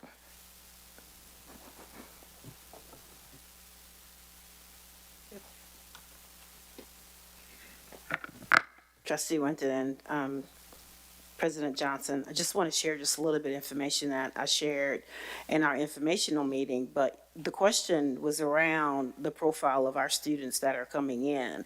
And the slides are not available to show, to project, but I can share just some general information. And so for the class of 2028, we had 880 freshmen. That's new students, okay? So 880 new students. And you talked about out-of-state students to kind of frame that for you. That we had, of the 880, we had 597 females and 283 males. In-state, 376. Out-of-state, 504. Dr. Johnson does a wonderful job explaining that when you have a student that's in-state and a student that's out-of-state, and let's just say both of them are in the major of psychology, okay? They both. And so when they leave TSU, they're going to make the same in terms of income, basically. It's going to be around the same, the medium. But that student incurs an in-state surcharge, which jacks their tuition up significantly, okay? And if you have that student that is the same EFC of the 0, okay, let's say they have a 0, they get the same amount of federal aid. However, they do not get subsidized with state aid. And so their bill and their accounting is going to be very different than a student that's in state. And right now, our numbers are really reversed than what they should be. We have by far more out-of-state students than we do in-state. More information about their academic profile of that 880 of the class that we just enrolled, their academic performance as it relates to GPA. The average GPA was a 3.39, okay? ACT score, the average was 19, and the SAT was 965. And of the students, of the 880 that we recruited, 626 had above a 3.8. A 3.0 GPA. So 626 out of the 880 had above a 3.0 GPA. So that's the academic profile of the students that just entered. And do we know the financial profile, like the average income, family income of those students? We do not, because not all students do the FAFSA, by the way. It is not required. Also, this is something that's important, for admissions. You have to do blind admissions. You can't accept based upon the ability to pay. That's important to know. But we can, when it comes to our recruitment and our strategy for recruitment, work on developing the prime TSU student. What is the student? So we have more than 5 years of data and then some when it comes to progression as well as retention. And so what we can do is we can take a look at the students that have been successful, that have graduated, and then build a profile. And then based upon that profile, work backwards and use that in our recruiting metrics and say, okay, the students that are most successful at TSU, maybe they're in the sciences, maybe they're engineering, maybe it's an English student, etc. What you can do is you can take your strategy and put that on the road. And so you say, okay, this is our profile. And so what we're going to do is we're going to build the class from the front backwards. We're going to recruit the students that are more of a STEM, okay? And then so since we have a limited amount of resources in terms of scholarships. We need to work those scholarships so that those students that are out of state, that are performing really high in the areas that meet the profile of TSU students, you do a better job of recruiting those students and funding those students. And so when they arrive on campus, they stay on campus. And so you build that profile and you use that as your recruitment metrics. That's a simplistic way. It's much more complicated than that. But that's where you start, okay? Because there is a profile of the TSU student that's successful, but we need to start there and then work backwards with our recruitment. That's excellent. And the reason why I ask about the average income, I understand what you said about the blind enrollment and the ability to pay. But based off of some of the data we have from just financial aid, Sure. it seems that we would have some idea of what the average income of the students are. I ask that because, again, I think the underlining conversation today is that we have students, bright, you said, above a 3.39, but they did not have the ability to pay. And so as you're going forward and you are looking for the high-performing student, understanding the limited resources, with the enrollment strategy, what does that partnership look like with the foundation? Yeah, absolutely. Well, we have several tiers of scholarships in terms of different tiers of scholarships. And so what you do, there's a couple strategies, and one of them is that institutional aid is institutional discount. But we do have some scholarships that are actually funded, and the foundation scholarships, that's actually money, that's cash, that's funded scholarships. And we also have some grants that are state grants that there's funded scholarships. And so taking that money and leveraging that money, we did go back through this particular freshman class because we needed to help them in terms of being enrolled. And so when we went back through and took a look at the students, and what we found is that for our students, many of our students had either they had a high GPA or a high SAT score. So I could have a 22 ACT score, okay, but then I have a 2.9 GPA. So with the basic scholarship that we had in place, Big Blue, the basic scholarship, it was a 3.0 and a certain GPA. So they missed one of the other criteria. But because we needed to provide some assistance, and the grant that we had gave us a little bit more flexibility in that, we put a baseline grant in place, scholarship in place, it was building bridges, and it was an either or. So either you had above a 3.0 or you had above a certain ACT, SAT. So that provided those students with a little bit more leverage, a little bit more funding to be able to stay here. And that scholarship, it was that as well as a Golden Merit Scholarship for students who were right there on the cusp. That funding is funded through a grant, so it's not institutional aid in that way. It's money that we got from the state, and it's for 4 years. And so the commitment is that we need to make sure that the students that we bring in, we provide with scholarships, that we have the funding to support them for not just 1 year, but also for the years that they're here. Yeah. Thank you. Can you talk a little bit about the recruitment time and what it takes to prepare for a class? Yeah, that's important. That is important. It takes 18 months to recruit a class, okay? And so we're in October basically right now. And so we have this next class coming up in July and August. It's going to take us beyond that time to have that TSU student identified, and really and truly, board, we're going to ask your help in terms of defining the characteristics of that student and defining that, and then doing the whole marketing campaign around that, getting into our markets, taking a look at where we recruit. Is it really worth our while to go to this particular place based upon our ROI? And that's our returning on our investment. Identifying that market, putting people in that market, getting people there, and what is it that they're really looking for? But really and truly, what really defines, what's our brand identity in terms of TSU? What is our brand identity? And then finding that student, because then it's a match. It's a win-win for the student because they're getting an academic scholarship at that point, okay? It's a win-win for us because we're going to get a student that we're going to be able to retain, that's going to progress, it's going to ultimately help our, not just retention, but also our graduation rate. But it takes a while for that to happen. It does not happen overnight. Seniors right now have an idea. Some are not very realistic, but they have an idea of where they want to go, right? And so we have to get beyond that junior, all right, and start putting TSU in front of them and marketing.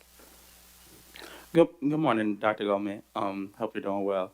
So I actually had a question for you, and I'm not sure if anyone else can answer this, but from a student perspective, right, beyond the financial aid, beyond like the cost of attendance, all of that, we see here like the revised University 1000 courses, which I think is, a great idea, obviously. But another thing, I guess, from a student perspective is that kind of campus life that Provost Melton was discussing. I was wondering if you or perhaps maybe Dr. Carson, I know she's in the room, if y'all are collaborating with like the Office of First Year Experiences at all as student affairs, as academic affairs, et cetera. I'm not sure if y'all had any insight on that. I know that the Office of First Year Experience is something that was impactful for myself as a freshman, and then going on forward, as a mentor, things of that nature. So I'm not sure if the board is familiar with that office, but that's definitely something that if they don't know about, I think they should. So I'm not sure if you had anything. Thank you. And Chair Winton, do you mind if I bring Dr. Andrews up to talk about the first year experience, and not just that, but also the engagement? We talked about the sense of belonging, and studies say that students that are involved in learning are students that are retained in learning. And so there was a huge initiative from our first year experience office where they did 6 weeks. They do 6 weeks of involvement, 6 weeks of making sure they do programming. And Dr. Andrews, if you allow us to bring her up to speak to that, she can talk about the programming that was done in the first 6 weeks for these freshman students. Yes, I will. But first, I'm going to ask for a 10-minute facilities break because I've gotten a few text messages about it. So Sure. we're going to do a 10-minute facilities break, and then we will come back and we will hear from her, and then we will watch the video. Okay, thank you very much. And then on that note, he's asked about the coordination. I'm going to have Dr. Johnny Smith to talk about how the two coordinate. Okay.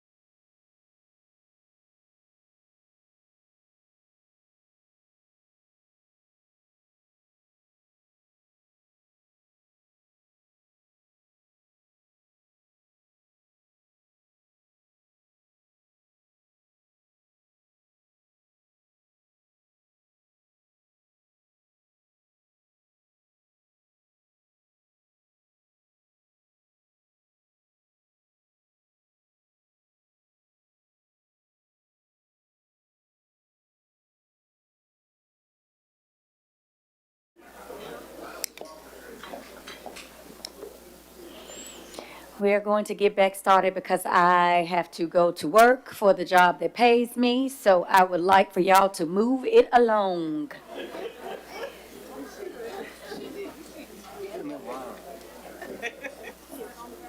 Yeah, on the record, just so we're clear, we don't get paid for this.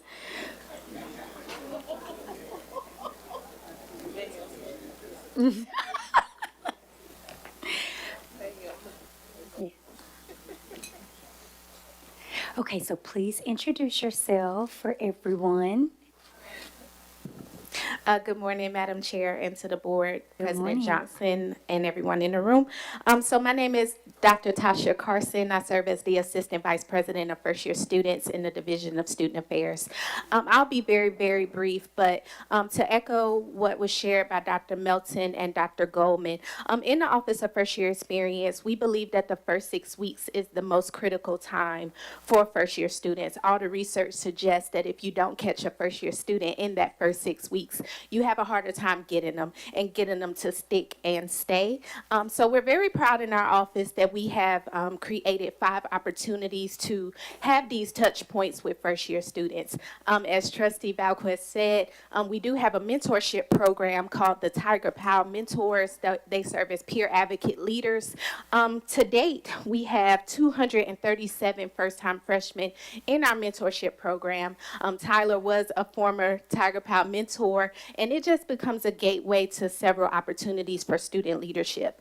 Right now, we have several other programs, 2 that we're really proud of, including Bloom Academy and Build Institute. These are leadership development programs for first year students that we created on the campus of Tennessee State University, which have now expanded to other HBCUs, including Howard University, Wiley University, and Norfolk State University. These programs are 6-month programs where we teach our first year students everything from etiquette to professionalism. We check on their grades. They have to turn in grading reports. We make sure they're remaining active, and to date we currently have accepted applications for our 3rd cohort of Bloom Academy and Build Institute. Once again, reaching over to several other HBCUs now who saw what we were doing and picked up our model. And lastly, we instituted the Alpha Lambda Delta Honor Society for first year students. We chartered that on our campus 2 years ago. We actually accepted the largest incoming class of Alpha Lambda Delta scholars in the history of the Honor Society. We received the highest recognition that they give nationally. It was awarded to Tennessee State and Penn State, and we received that this past year, their Order of the Torch Award. In our last intake of Alpha Lambda Delta, we actually took in 330 first-time freshmen who achieved a 3.5 GPA in their first semester. So we've started something that we kick off every September called the 3.5 Drive, where we encourage all first-year students to make that 3.5 and get inducted into Alpha Lambda Delta, which we chartered in our office.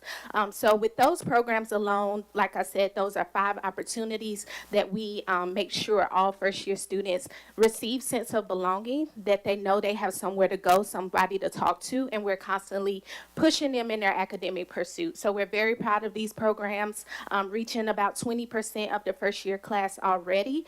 We've currently had about 20 programs just in these first 6 weeks. By the end of the semester, we usually cap out at about 40 touch points between community service, initiatives, and engagement. So once again, very, very proud of the work that we're doing in first year experience. We believe it is a major tool to increasing our retention and persistence of first year students. Well, thank you. That's fantastic. Good afternoon, everyone. My name is Dr. Johnny Smith, and I serve as Assistant Vice President in Academic Affairs. And very briefly, I just want to add to what Dr. Carson has mentioned about the freshmen. We in Academic Affairs, we are doing things not only with the freshmen. We know that being a freshman at any institution, it is important to get the support that you need to be successful to get that kickoff start-off year. But the focus primarily for Academic Affairs, we're taking on sophomores, juniors, and seniors. We need them to graduate graduate. If we just talk about freshmen all day and to get them prepped and ready, that's great. But what about that next step? And you heard the data earlier from Dr. Melton telling us that some of our numbers were kind of going downward when we're looking at sophomores, juniors, and seniors, which now says that, okay, we're not going to increase our graduation rates. So with that being said, it is so important for us to focus on all classification of students, and we do that with our sophomores, juniors, and seniors. We have a EAB platform that we utilize, and this platform allows us to not only track the students every day and see what they're doing in the classroom and hearing from faculty to see how they're doing academically, to see what we could do as it relates to tutoring, as it relates to mentoring, whatever might be needed. We have academic coaches who actually handle that. And so we are on the right track, but it takes all of us to look at retention as a team. We have to work together with our faculty. We cannot be successful with ensuring that our students are on track with tutoring if we are not communicating and connecting with our faculty. So again, we are now focusing very heavily, and I want us to walk away today knowing this. We have things in place. We have programming in place. We do workshops. I'm talking very fast because I know my time is very limited. But we are doing a lot right now to ensure that our sophomores and juniors and seniors are being touched. We actually go to residence hall. We partner with student affairs, and we're doing different things to ensure that everybody on campus are connected with our students to ensure that they're successful. So I apologize for my fast talk, but I wanted to get that out. And thank you, Dr. Melton, for the opportunity. Thank you. So just one point. So we talk about a sense of belonging, and I'm glad you mentioned the sophomore, juniors, and seniors as well, because it's great to get the freshmen. Then what are you doing after that? So glad you mentioned that. That was actually one of my questions.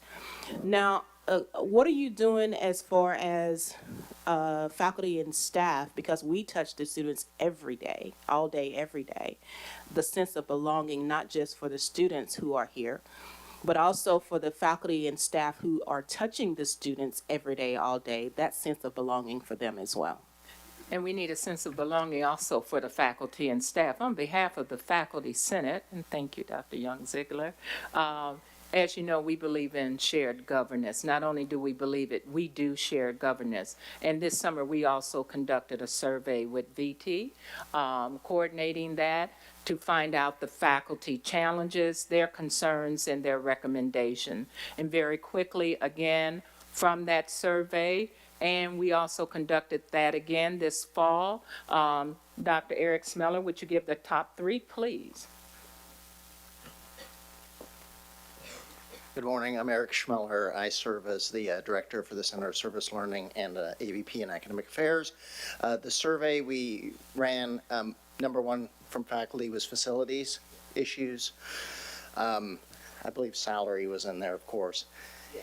And Dr. Melton, you put me on the spot here. What was number three? Again, is their sense of belonging. Again, we talk about retention for students.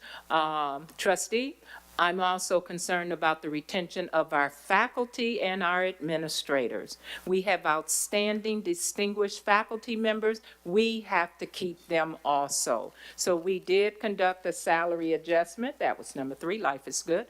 And again, we're talking about support to our faculty to keep them here also. Sorry, I know we need to move forward, but I appreciate hearing about the faculty, but what other, I guess, training and support are we giving them to be able to help mentor and champion? And I want them to stay, but I want them to be good to the students. What does that look like? Okay, part of that action plan that went through very quickly, you will see required training of all first-year faculty members teaching freshmen, but also we have a 12-month faculty development plan. Dr. Cheryl CA and her staff, online, on ground, and we also support them in terms of travel and going to get that training. Again, our number one focus, students. Thank you, Dr. Milton. Life is good. Okay, now we will move back into our regular scheduled programming and what is on our agenda. And we will try to stick to that for the rest of the time that we are together today. So Dr. Johnson, please proceed. Okay, well, one, I would like to apologize to the board that with all of the hubbub and the many things going on, some of the documents that you received today were not available early. For our next board meeting, we should be in regular order, and we will make sure that that doesn't happen. Up next is a presentation to introduce what we've started, and it's called a financial action plan. I'm going to begin with a video that I did that will be available to the public at 3 o'clock Central Time today. But I wanted to reveal it here and then have a follow-up by Dr. Burnett, who will then talk a bit about some of the elements of the plan.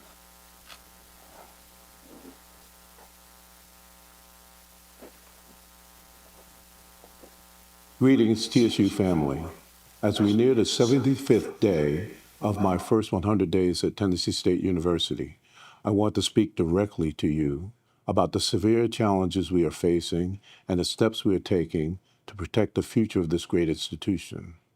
When I assumed the role of interim president, the Tennessee State University Board of Trustees entrusted me with the important task of stabilizing our operations and aligning our university with its strategic vision.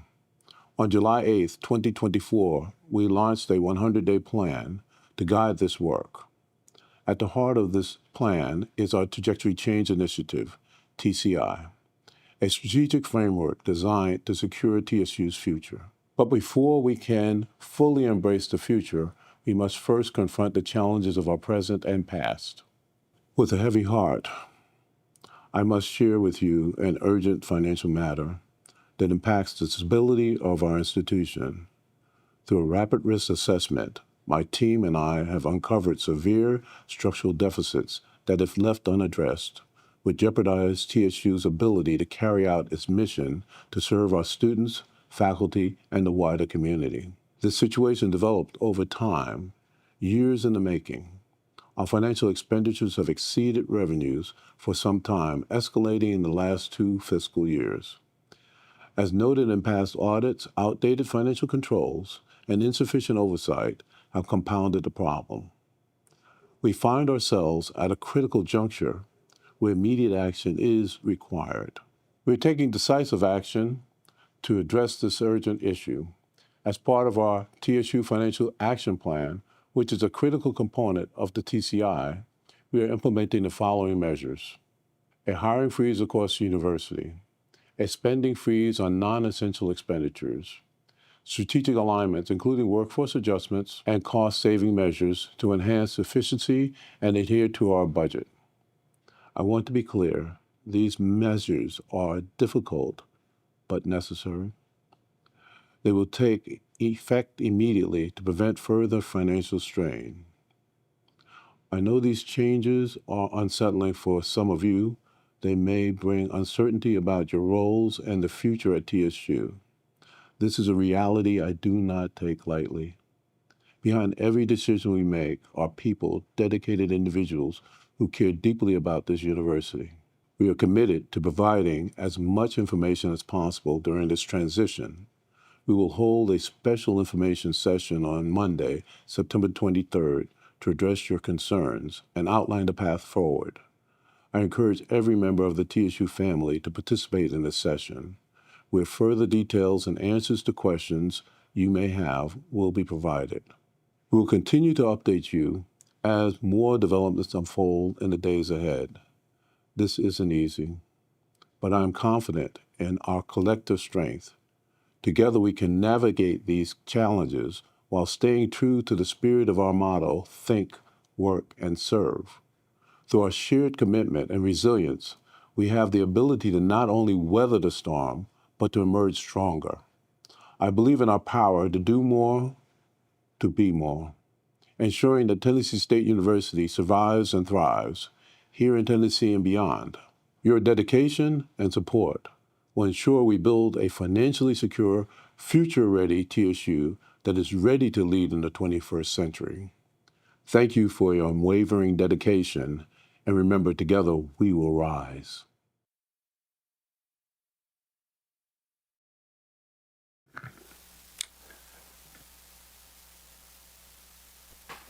Dr. Johnson, you're going to say something? Again, good morning. I'm Dr. Darrell Burnett. I'm the Senior Advisor to the President, Interim VP and Chief Financial Officer. And Chair Minton and other colleagues and trustees, I'm happy to be here. Let me see here. Okay. Good. This is not my first rodeo, and there's a light at the end of the tunnel.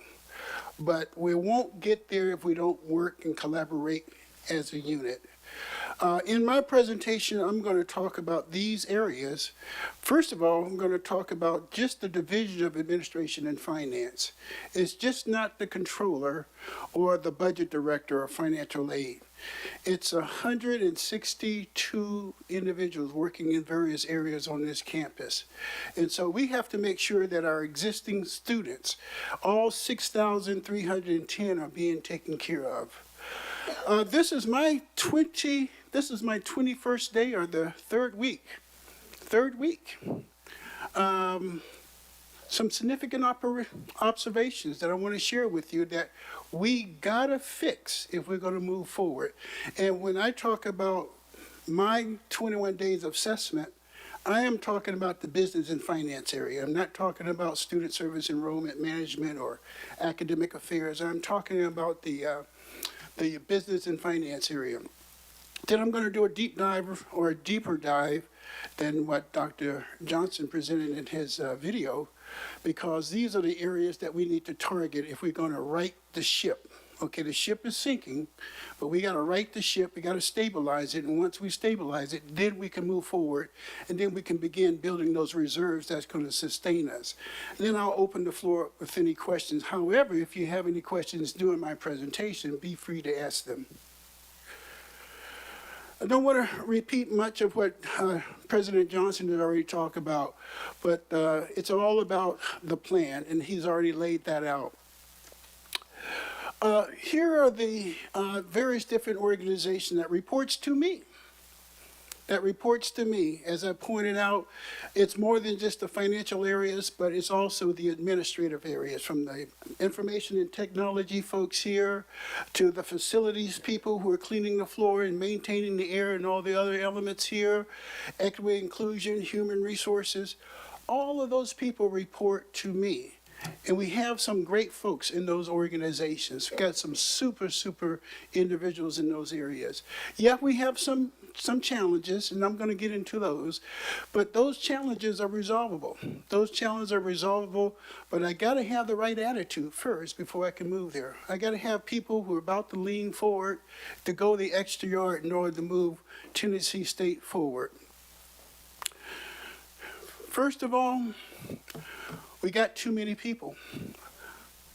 Our budget is $218 million.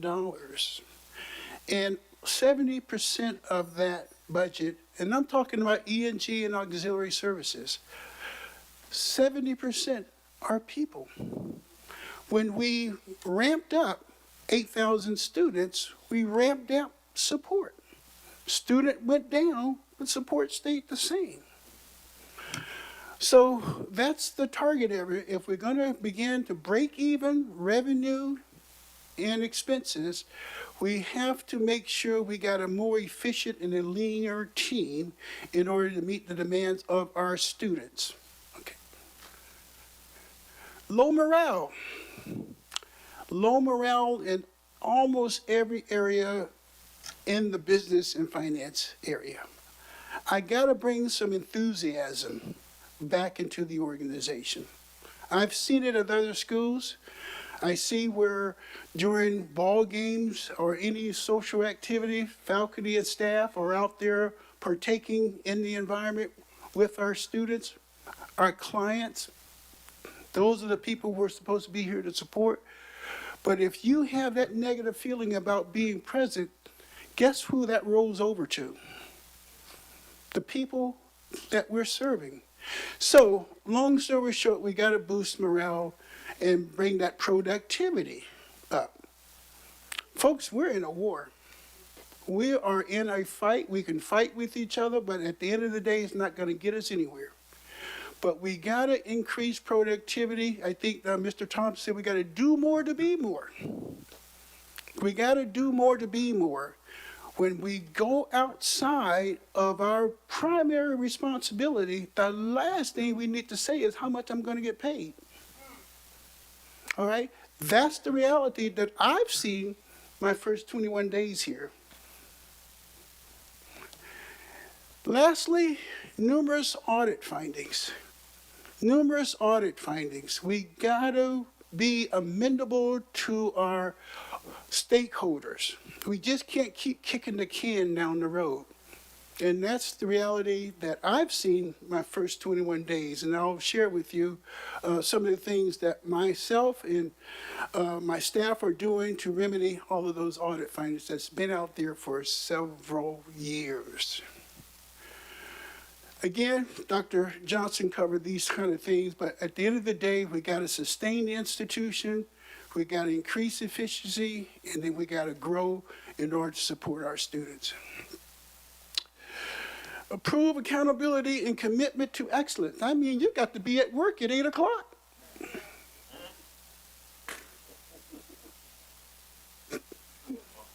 You got to be at work at 8 o'clock, folks. I have to have a commitment of excellence. I don't want you to stay after 5. I don't even want you here on the weekend. But I got to get folks on board. And those are the things I'm experiencing. I think I got their attention, but that's one of the things. If we're going to service our students, if we're going to be able to yield the profit margin that we need to get to the end of the year, we got to have folks boots on the ground. We got to build an enthusiastic team.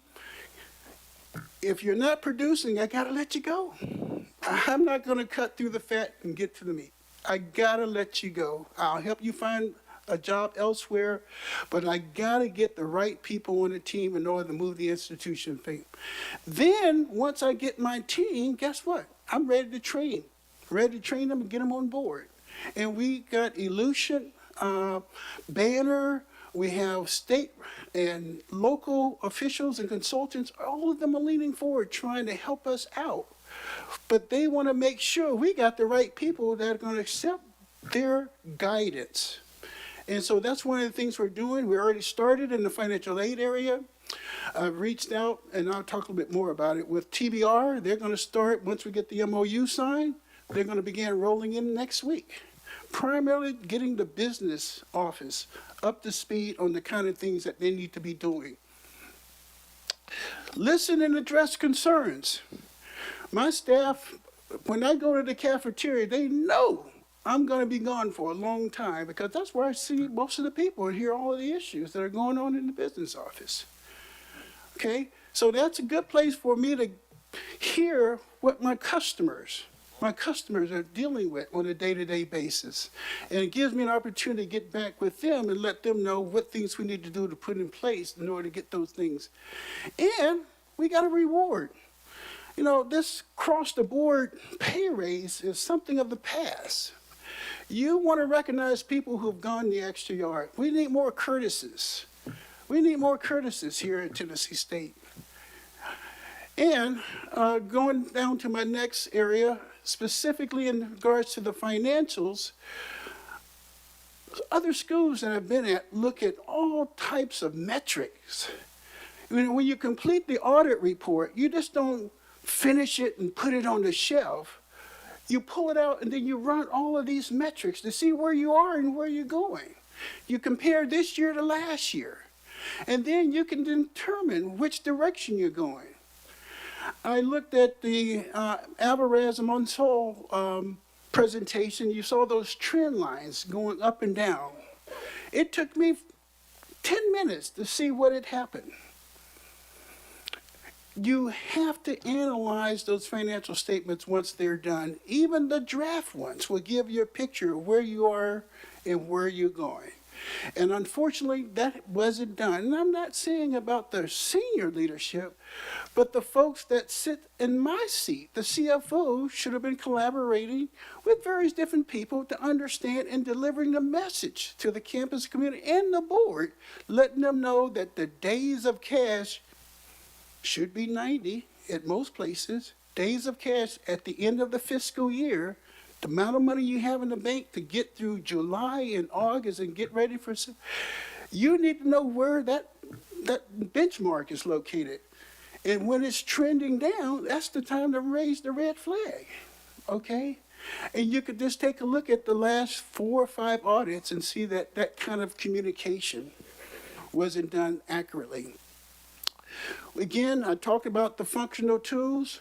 We got the Cadillac version of Banner here. The Cadillac version, if you're driving a domestic car, maybe a Mercedes, but it has everything we need to be able to do our jobs. But if you don't use it, and you're still doing things the old way, then it's going to reflect on our students. And that's why you're seeing long lines all over campus trying to get kids processed. Okay, so we gotta embrace automation, and we gotta be able to use those tools not only to service our students, but to extract the data and be able to analyze. These folks have been here, 4 weeks? 4 weeks, and compiled all of those statistical data dating back to 2019. I've been here 21 days and been able to see some things. So the Cadillac version that allows us to pull that data and be able to analyze exists. We got to make sure our staff is trained and capable of utilizing that information. We got to get folks out of silos. You could hear the We got to get folks out of silos. Higher ed or college institution is the most complex entity of any business enterprise, and everyone has to work collectively together in order to win. But when you have folks that are in a silo and they're not talking to the person next to them, then that just slows the process of servicing our students. So those are kind of things that we're looking at as far as our financial action plan.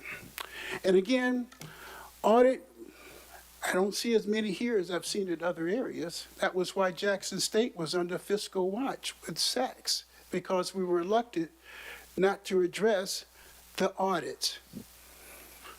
Dr. Johnson and I just last year were at Kentucky State.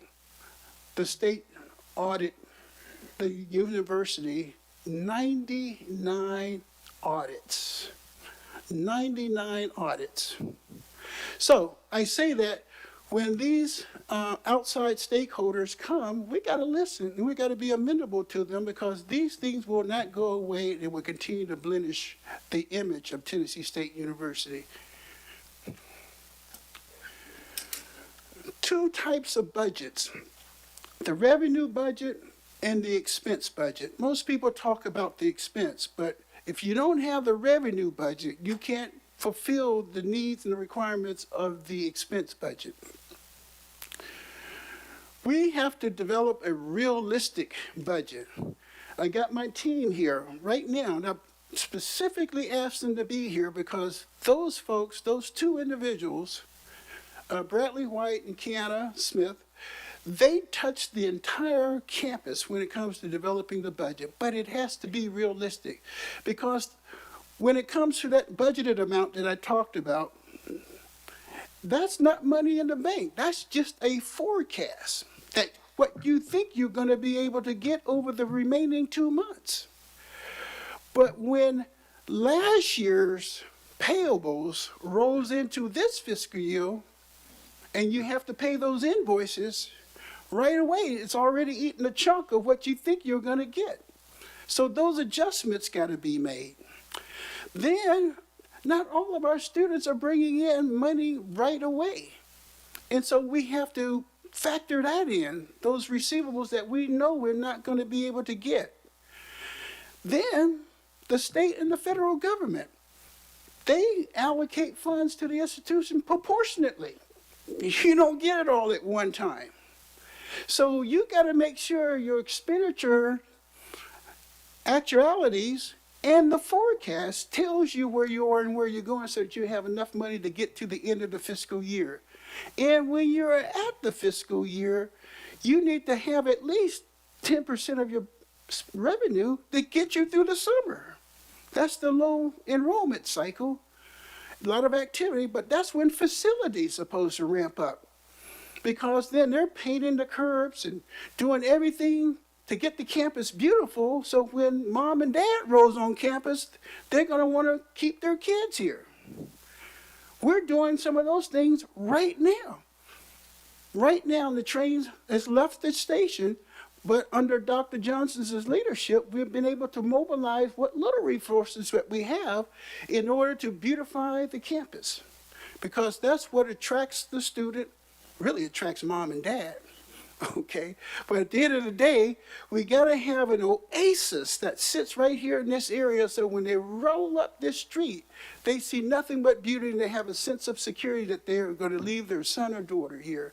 So those are one of the challenges that we're working on. Receivables, and I don't want to dive into that. It's just so many variables that cause student debt, but we've already addressed that and I don't want to talk much about it.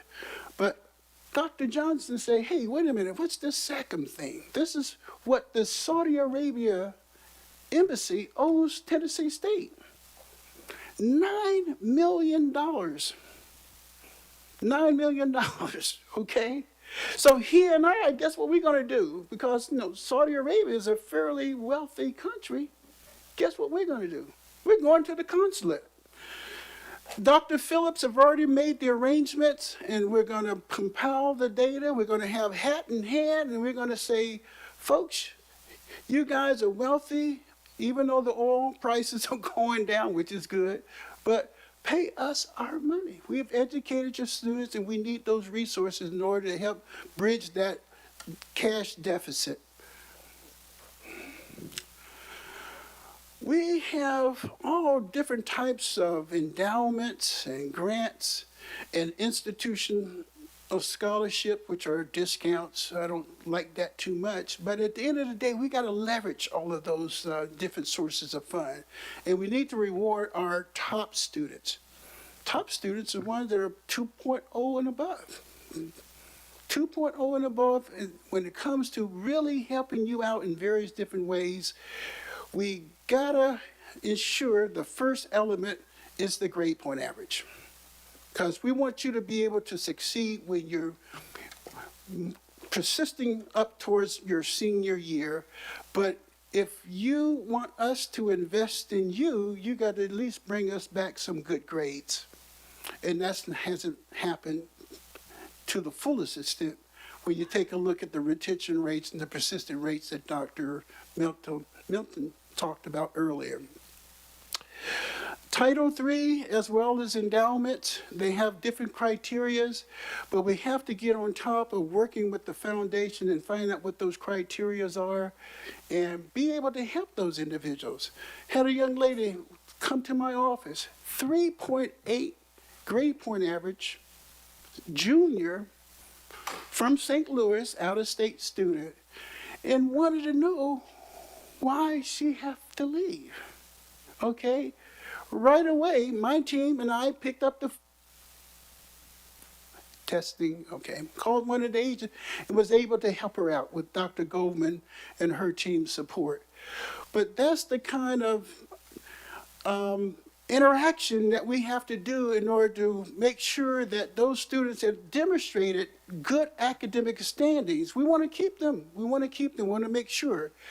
But if they're not doing well academically and they compile a lot of debt, now I've got my accounting hat on, we just cannot say you don't have to come back. That debt is on our books, on our accounting books. Okay, bad debt allowance, okay? Then when we don't collect, we have to turn those accounts over to a collection agency. Those are mandates that most public schools have to go through. Then you may be able to write it off. So when we bring that incoming freshman class here, we got to nurture them. We got to explain to them the consequences of them not getting to graduation. And they basically start doing the orientation. When mom and dad and everyone is here and they're visiting different colleges and universities and they're trying to decide where they want to go, we will, with Dr. Goldman's support, have someone from the business office talking about debt management, because it's very expensive to go to college. State and federal aid isn't adequate to cover the full cost of attendance. So there's parents' loans, there's subsidized, unsubsidized loans. Those things have to be paid back. And if they don't, there's consequences. I'm going to save this one for Dr. Johnson. We got to leverage our indirect cost overhead. I forgot the number of research grants that we have, but when the school services those entities, the air, the light, clean the rooms, all of the things necessary, information technology, a portion of that grant needs to come back to the institution. Needs to come back to the institution. Again, real money to help us with our cash deficit. Also, you need to reward the faculty and staff and other people who are involved with those particular research initiatives, but a portion needs to come back to us because we got to pay the bills. So we're going to do a deep dive in the formulas. We're going to take a deep dive in the distribution, and we're going to make sure that the intent of the grant is accomplished, but we got to get our fair share coming back to Tennessee State University so that we can continue to increase our margin, our profit margin. And I already talked about ending the fiscal year, but at a minimum, we need to have 90 days of cash just to get through the summer. Now, the other piece, expense budget, that is real. That is real. When we get an invoice, you got to pay it, because the service has already been rendered. And like I pointed out earlier, we are now dealing with bills that rolled over from last year, okay, because we didn't have the adequate reserve to cover those costs. So, real expenses, revenues that's projected, okay, so keep that in mind. As Dr. Johnson talked about, we're going to have to do some kind of a hiring freeze, and I've seen different models, and we're working on that right now. We have a little bit more substance to what we can share and begin to implement, because we got to do it right away. Every day that ticks puts us further behind the Powerball, further behind the Powerball. And we can only fill, we got a lot of vacancies, but we can only fill those that are mission essentials. He's an experienced president, served at several institutions. I've served at several institutions. I know what's critical and I know what's not. So we got to take a look, and we're allowing the VPs to take their own initiative to find the right mix so that we can move Tennessee State forward. And then once we can lower that manpower cost, that gives us some flexibility to work on some of the other areas. What are the other areas, Dr. Burnett? Operating expenses. Travel, we got to stop sending 5 people when one person can go and come back and tell you exactly what happened. Huh? Hey, there's Teams and Zooms and all kind of stuff that wasn't around a few years ago in order to communicate with people. It doesn't cost you anything in most cases. But we got to use some of those tools.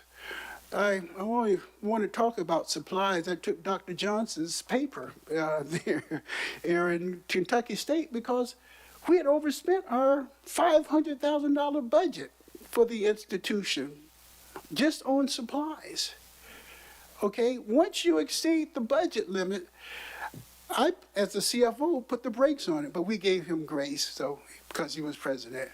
Fuel, folks, fuel is just killing us. And I'm just going to say utilities in general, fuel, water, electricity, $7 million annually. And I see people sitting in the car with the air conditioner on, the windows down. These are my first 3 weeks that I've seen since I've been here. Okay, it's not occurring anymore because I've talked to the people in charge. But at the end of the day, we got to bring that to their attention. Capital assets, things like furniture and computers and all of these type of things, we need to pull back the throttle because if it's not urgent, we don't need them. Contractual services, 117 contracts, $3.5 million, 50 software contracts. When we got the Mercedes-Benz or Cadillac version of Banner, 18 consultant contracts, $688,000. 49 service contracts, $1.6 million. That's what's happening right now. Again, we're going to do a deep dive, see what is legitimate, and those things that are not. In most state institutions, you give these vendors a 30-day notice and you can relinquish the contract. So if it's a duplication of what we are doing already, we're going to have to shut those contractual agreements off. Optimizing, outsourcing, and partnering. Sometimes, folks on the outside brings in new ways of doing business. Someone mentioned financial aid earlier today. TIAC is on board right now. Showed up on Monday in blue. Okay, you were in blue in the team. Really excited. They're shadowing the existing staff. They're working with the remaining students. They're assessing the employees. They're taking a look at the tools and the software. They're doing a full court press if you played basketball before. And they just started. And 2 days ago, my colleague with TBR is saying, we're ready to come on board. We're just waiting for the MOU to be signed. So Mr. Lawrence Templeton is reviewing that, and they're ready to come on board to help us over in the accounting and finance area. And we're collaborating with other LGIs. We had a board meeting, not a board meeting, but a meeting at the Capitol, and I happened to meet Tennessee Tech CFO. And she says, tell us what you need. Okay, tell us what you need. We know what's going on at your institution, and we want to help. So right away, I wrote her name and number down. So I'll be working with her along with other consultants that can help us in special areas where we're having issues and difficulties. As I talked about the energy costs, I think Trustee Tucker, when he and I first met, he came over to my office. And he said, what are you guys doing, man? Storing meat in here? If you recall that conversation. It is freezing in some of the offices. In some of the offices, the staff got the heaters on. We got to modernize Tennessee State University. I've seen it at Jackson State, where you just walk in and poof, the light comes on because of motion sensors installed all over the campus. LED lights. Go to the restrooms, they got motion sensors to cut the water and the faucets off. That saves water. And we got to do some of those things, same things here. We may have the technical expertise on staff over in facilities would help reduce some of that cost, but we got to invest on how we can reduce our energy consumption because it's eating us up alive. We're making progress with the audits. Thanks to one of my assistants there in my office, Chloe Hawkins, she has done a remarkable job putting every single one of the audits in a template that I can understand. And when I can understand, then I can ask questions when we meet once every week. And as you can see, just in the short period of time we've been here, you can see the findings, see the opens, and just take a look at that last column. The numbers are green. Green is good. So we're making progress. We're still going to have to do a deep dive in the few that are still open. And then as someone said earlier, the 2024 and the 2023 audits, got to get those numbers right. are still under review, and more findings may come out of those as well. But at least we're making progress. That's what I want to report to the board, okay? We're just not doing a whole bunch of stuff and not paying any attention to these items. But my administrative assistant is keeping me on top of all the audits. When I do free up time, I'm able to sit in the meetings, and because I understand many of those areas, I can ask the questions not only to the people who came up with the findings, but I can double check my staff in the response that they're giving them.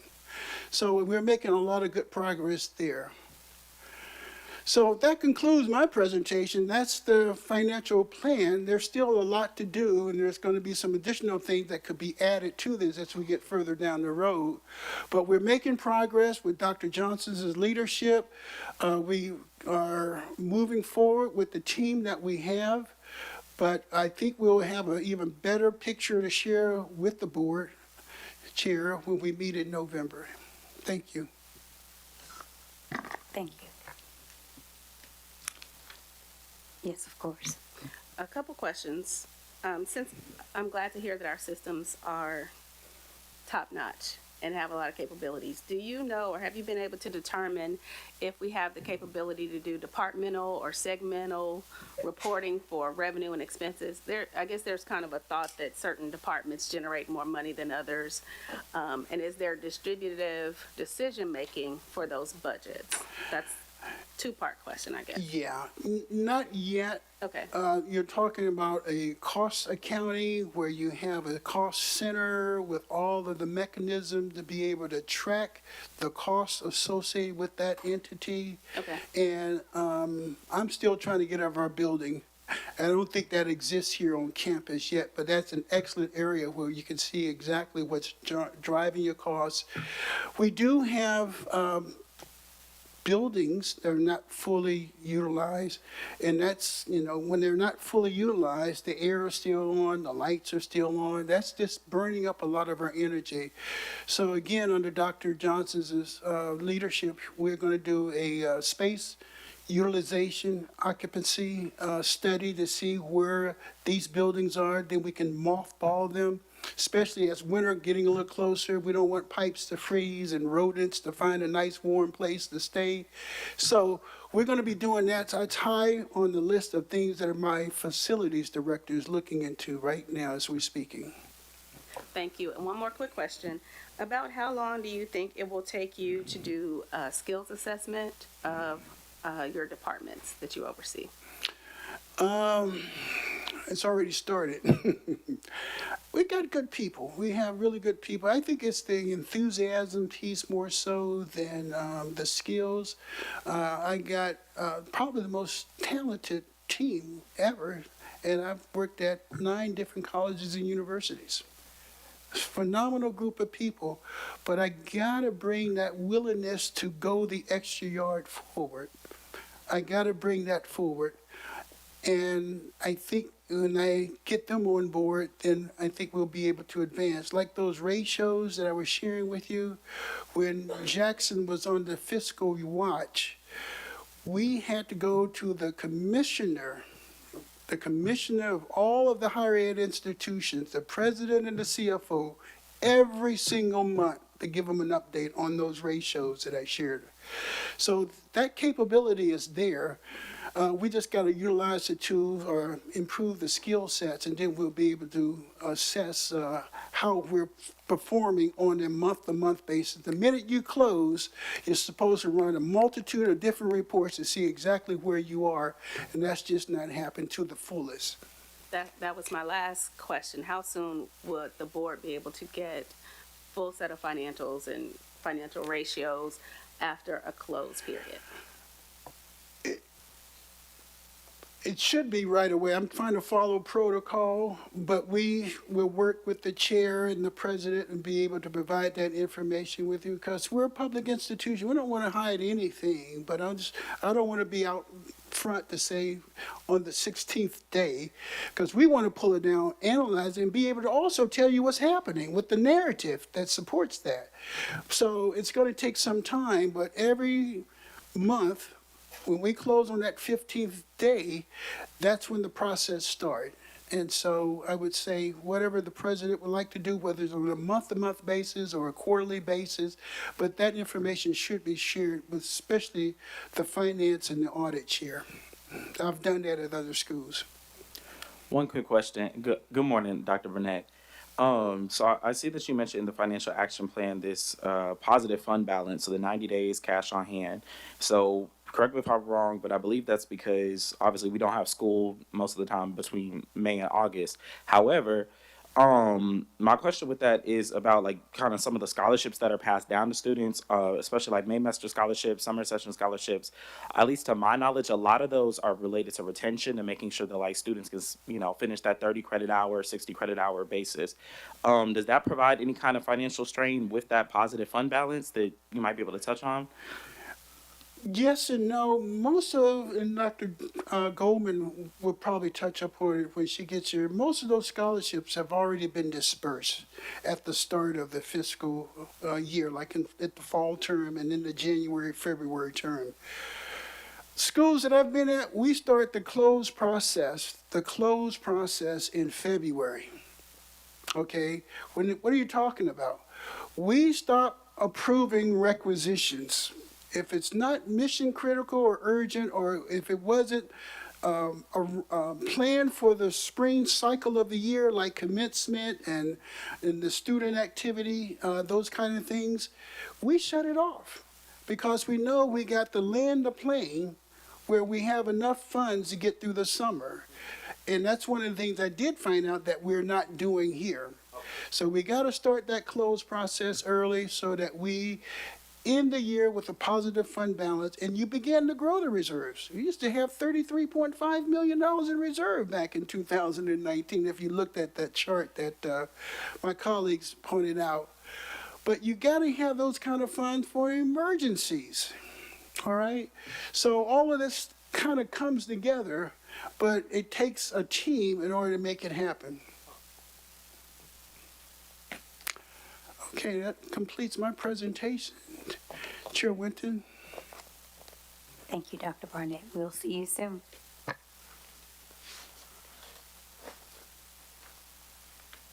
Okay, next up is me, and I'm going to talk about the 100-day plan and the TSU TCI. And so I'm not sure who is controlling the deck. Oh, okay. Yeah, so let's move and move to the next one. The expectations that the board has placed on me is to resolve audit findings. You heard Dr. Burnett speak directly to that issue, establish financial stability. That's really a central part of the financial action plan. And as you can see, the financial action plan has both a focus on revenues as well as on costs. And in particular, in the area of costs, what we're looking at is mainly improving productivity. If you actually improve productivity, that actually improves your revenue, right? You're actually keeping students here, attracting students here.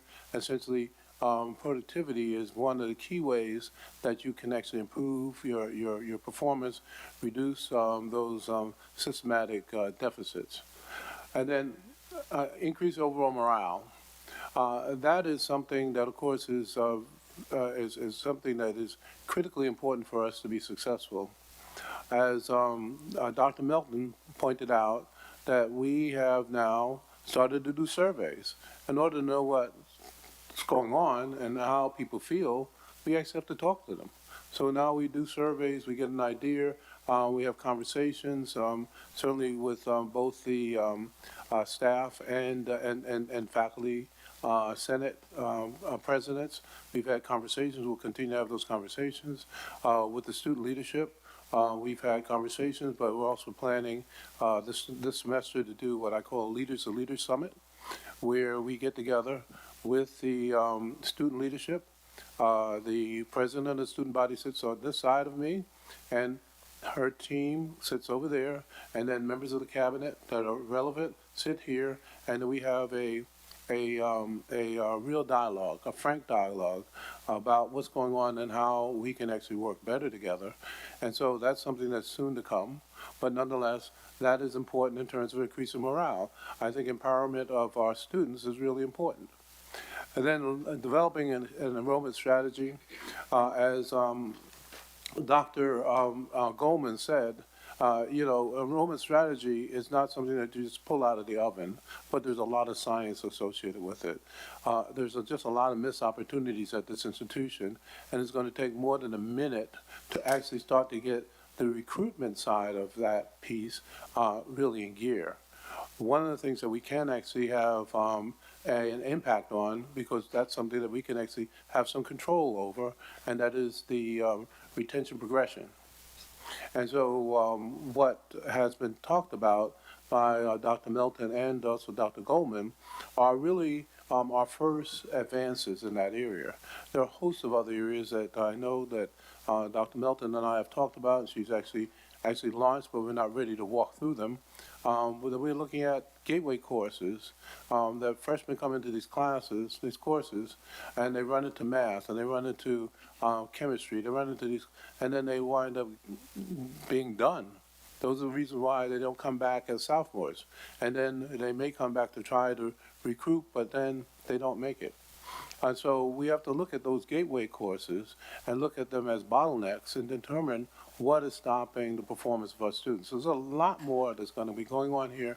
So enrollment management strategy is not just getting people, it's also keeping them. There's a cost associated with getting people in here. That's called an acquisition cost. Institutions that actually do the things the right way, they not only acquire, but then they actually are able to generate the value from that experience. If you go to Howard's experience begins before the students get there, during the time the students are there, and then after they leave.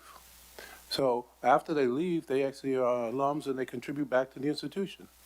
And so if we actually look at the enrollment strategy is really almost like cradle to grave. And so we need to take steps, but we have to take baby steps because we're beginning to move in a particular direction. And nonetheless, those are 4 areas that have been established. Next slide, please. I've coined the term at our opening institute, and many faculty and staff have come to me and said, yes, we have to be more, we must commit to doing more. Remember, I talked about productivity. If I spend $1 and I get $1.50, then I actually got a certain level of productivity. If I spend $1 and I only get $1.10 or worse, 90 cents, we were talking about earlier, students' retention, then we're losing ground, and we could never actually catch up if we are in those situations. So in order to be more, we must commit to doing more. Committing to do more involves, for instance, that a 38% first-year progression is too low. Why? Because first off, your retention rate tells you what the maximum number of students, percentage of students that can graduate. You cannot have a graduation rate higher than that retention rate. Your progression rate does two things. One, it's going to tell you, and it's going to correlate highly with the number of students that actually complete. Because if you are not progressing to sophomore after the first year, the likelihood that you complete is reduced, and certainly you're not going to complete in 4 years, maybe not 5, maybe not 6, maybe not 7, maybe not at all. And so when we talk about to be more, we must commit to doing more. It's about productivity. It's about getting the outcomes that we expect. Next slide. So we have a 100-day action plan. That's something I do in any institution, whether it's corporate or university setting. And we engage in looking at the immediate challenges to the path of long-term success. And then, of course, we also look at how we're going to actually shape a plan, a longer-term plan, so that the trajectory of the institution changes. Next slide.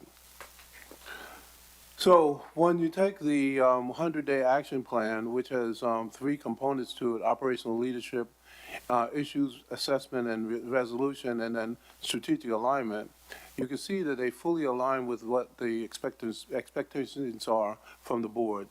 Resolve audits findings, establish financial stability, increase overall morale, and develop enrollment strategy. Next slide. We're going to skip through these slides because these slides are really, this slide is, well, hold on for a second, I'll just say that the operational leadership is essentially to ensure effective management of TSU's daily operations. You heard Dr. Burnett talk about this in the context of finance and administration. Next slide. Issues and resolution objective. We are going to address and resolve a lot of critical issues impacting TSU's credibility and success.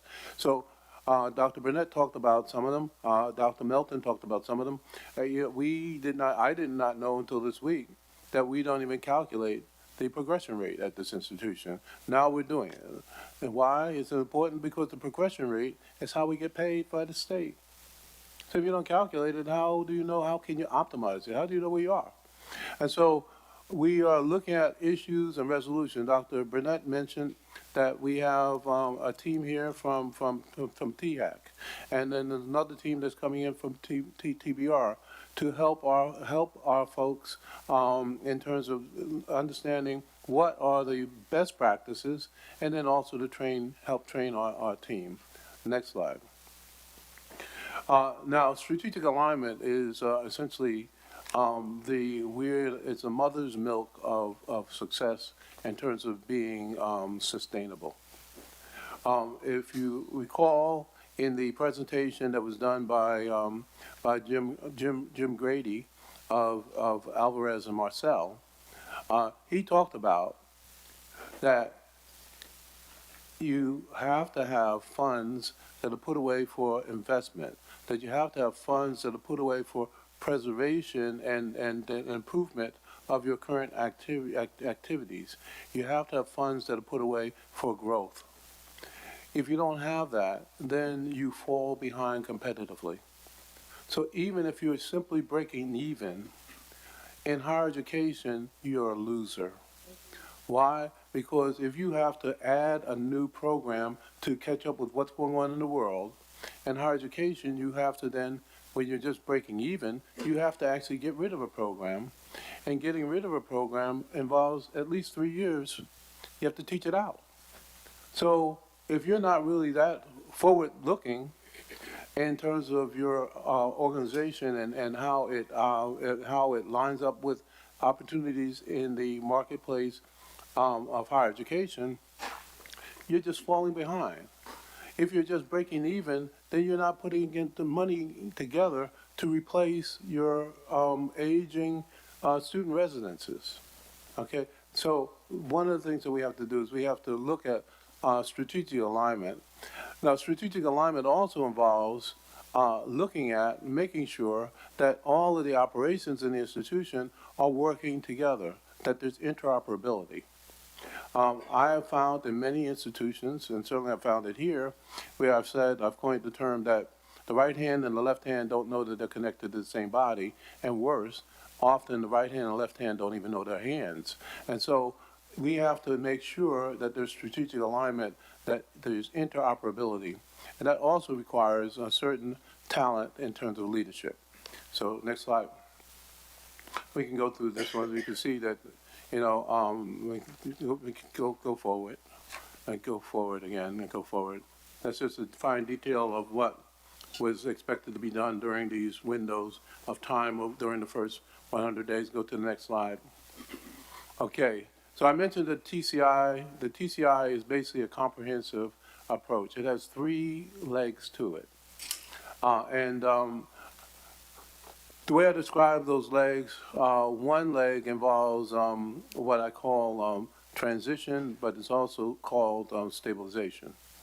And then the next leg involves performance, and then the third leg involves transformation. You go to the next slide, please. And so, well, what am I talking about when we talk about those three steps or areas? what you see here is in this graphic is that I've laid out 4 different stages of any institution. And so there are some institutions that are struggling and concerned, and then others that are market leaders on the other end. Struggling and concerned institutions have stabilization problems, performance problems, and sustainability problems.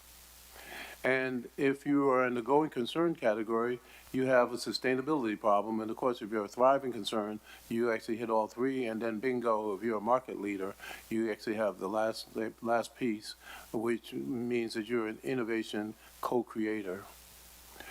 Well, unfortunately, TSU is in the first category. And when I first arrived, I actually thought that TSU had been in recent years in the going concern category, but it had not. And the reason for that is because it's been running structural deficits. When you're running structural deficits, that means your stability and your performance are not working. Okay? And so we've been in this position for quite some time. And so the question is, how do we get from this point to thriving? Next slide. In the simple sense, we have to elevate our impact, which is our purpose or our mission. We have to increase that performance, that's our productivity business. We have to elevate our competitive edge. We are not una isla. We're not an island. Okay, we're in a world in which there are competitive opportunities that we face even within Nashville. And therefore we have to do more that increases our impact, increases our competitive edge, or improves our competitive edge. And if we do that, then our financial sustainability is improved, and as a result, we become really a thriving concern. That's a simple model. That's a simple roadmap. Now, of course, we have to actually lay the track, lay the roadbed, and plan out how we're going to design and build that road. Next slide. So the 3 legs that I mentioned to you before in the TCI essentially requires that there are certain goals. One, we have to restore our credibility. Our credibility is severely damaged with all of our stakeholders in order to get them to have confidence in us.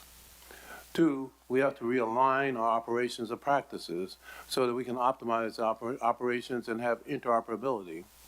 And then 3, we have to reignite the institutional transformation in order to drive managed growth, innovation, and renewed institutional purpose. That last piece, reignite, is really a critical role that the board is going to play.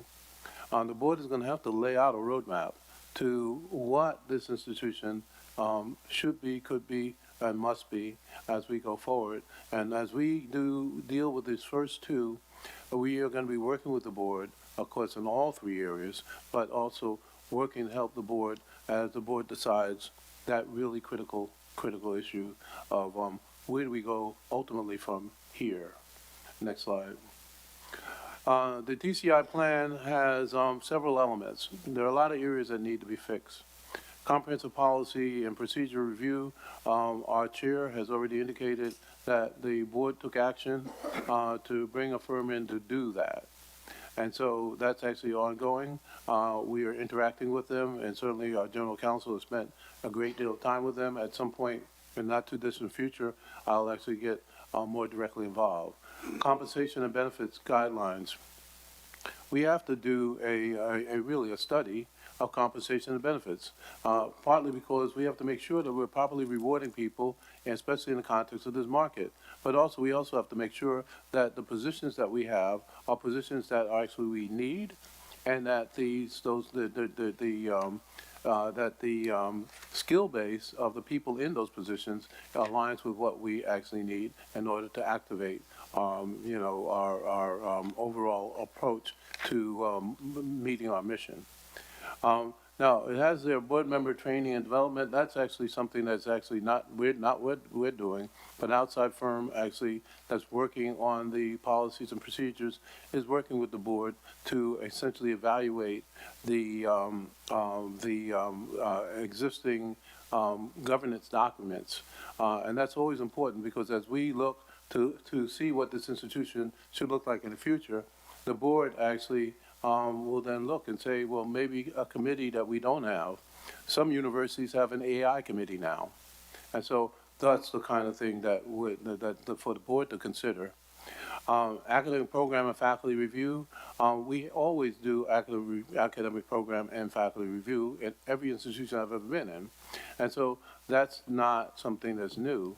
What's new is that we are going to be looking at least in the context of a longer plan, is how to make sure that we don't have a lot of duplication. And then also how to help our faculty so that they can actually remain connected to what is actually needed and going on in the marketplace. Financial accounting systems overhaul. Dr. Burnett and I have already worked together to design a series of actions that need to be taken in that area. He's actually touched on some of them here. Financial and operational improvements, he also touched on some of those as well. And then student success and enrollment management, that is a work in progress. You've seen some of that today. And then leadership structure recommendations, what those are recommendations to the board in terms of the board's plan as it goes forward with its search for the new leadership, that we can actually give the board information that's helpful in terms of helping them make the decisions that they're making. I'm not part of that decision. We're just going to be providing whatever the board asks for. Next slide. Now, the 100 days, involved some key deliverables for the TCI. One was a rapid risk assessment. Another one is enhanced cross-functional leadership. The third involves service delivery challenges. That's looking at improving service delivery challenges at this university, and then engaging student leadership and addressing long-standing issues. Can you go to the next slide? The rapid risk assessment basically looked at strategic objectives, unwarranted risk, and vulnerability to negative surprises. And we've just found that across the board we have that exposure to those risks. And in fact, some of the findings in terms of this exercise wound up being helpful in our conversations with Alvarez and Marcel, and they went through and they started pulling information together. Next slide. The consequences of elevated enterprise risk is that, well, one, you have compliance risk. You have financial and reporting transparency risk. We already know all of that. You also have hazard risks. I can't tell you, I've been here now for what, not even 3 months. And I can't tell you how many times students have been stuck in elevators. Okay. And so hazard risks, operation performance risks, increased strategic uncertainties. We expose all the way around, and those exposures then damage our reputation, devalue our brand, lead to poor mission outcomes. We just talked about if your progression rate, first year progression rate is only 38%, that's a poor mission outcome. And then financial viability challenges. If you're not keeping your students and you don't have the money to actually pay the bills tomorrow, when we bring in a student and you amortize over time what that student is supposed to cover, we have a bursar, we have a registrar. A piece of the bursar's office, a piece of the registrar's office is paid for by that student. If that student is not here the next year, then where does the money come from? That's how you wind up with these deficits. So when we look at elevated enterprise risk and we manage those risks, we can actually bring down our spending relative to our revenue and actually improve our revenue as well. Next slide. Well, this slide just basically says that you have to have, in order to be successful in the 21st century, you have to have cross-functional leadership. That means that you have to have people who not only can do more than what is required in their space, but they're interested enough in actually understanding what goes on in the institution so that they can help out. You saw an example of that today with Dr. Goldman and Dr. Melton. They're working hand in hand. When I arrived here, student affairs was going one way and academic affairs was going another way, and that now we have taken the cards and we've shuffled them, and that now we have actually a more vibrant and impactful organization. Next slide. Service delivery. I've heard this word, that doesn't work for me so much. And then when people say customer service, customer relations, and all the rest of that, I think of it as user experience. User experience means that you have to put yourself in the shoes of the people who are being served.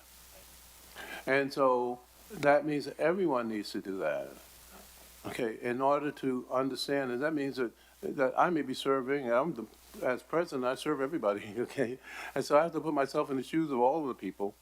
And if I'm actually working in finance, I have people that I'm working with that are in other functions at the institution, but I may also be working with students. And so I need to actually recognize that a human-centered approach is important, and that we actually have to understand not what we think, but what they think and need.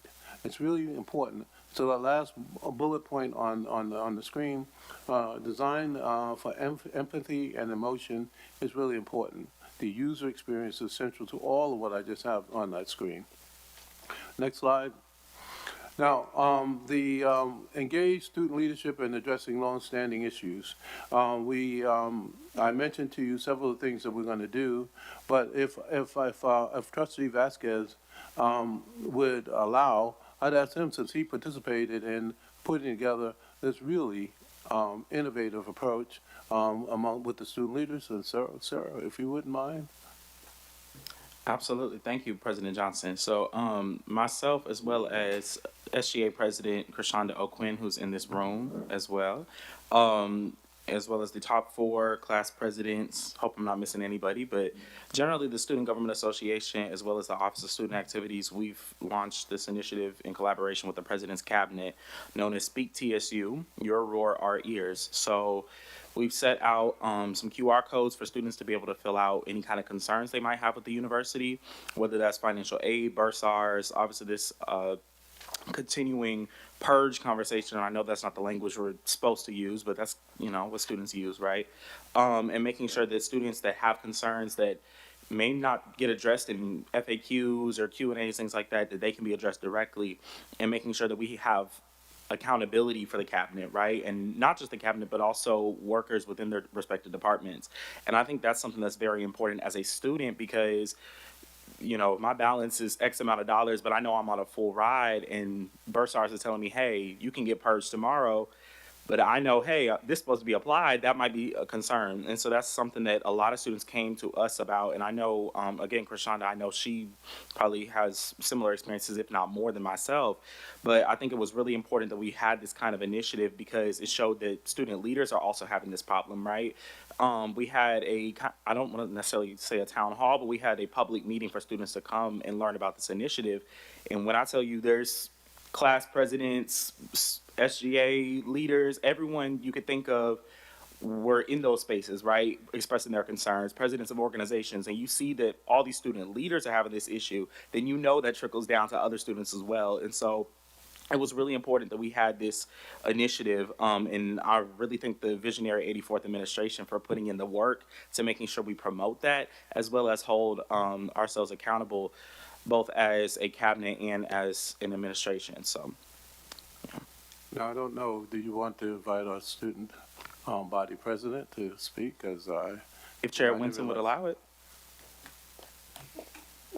Y'all pushing me. I'm just gonna let y'all know that y'all pushing me real hard today. But for you, I'm gonna make an exception, but nobody else asked me to speak today. That's it for today. I will be very, very quick. Thank you for giving me the opportunity to speak. Like Trustee Vasquez said and President Johnson said, my name is Krishanda O'Quinn. I currently serve as the 84th Student Government Association president here at Tennessee State. Just to piggyback off of what Trustee Vasquez said, this student concern initiative is called Speak TSU, Your Roar, Our Ears, and the overall objective of this concern or this initiative is to address student concern. I think since my freshman year at Tennessee State University, one of the top concerns of the student body has been communication, or going to a department and receiving information and going to another department and receiving contradicting information. So us as student leaders really want to bridge that gap between university leaders and the student body, and that is what this concern initiative is for. So students will scan a QR code and they will submit their concern. There are very detailed questions on that form, and my chief of staff and executive assistant helped me filter the form. We send it out to students, and really on a weekly basis, we check the data that is given on those forms, and we give it over to university leadership, and they come back with answers to those concerns. Dr. Carson and Ms. Sharp have been very instrumental in helping us throughout this process, and one thing that we're realizing that is very important is numbers. So yes, we're getting these concerns, and we're working to get responses to these concerns, but we're wanting to know students who are active in this initiative, are they receiving adequate feedback? How do they feel about this? And this will essentially help us really formulate a great concern initiative for students, and they feel very comfortable in this leadership transition and their concerns being addressed. So thank you again for giving me the opportunity to speak, and have a great rest of your morning. No, Chair Whitten, I do apologize for that, but that was not rehearsed. They did not know that I was going to ask them. So I wanted our board to see the types of students that we have.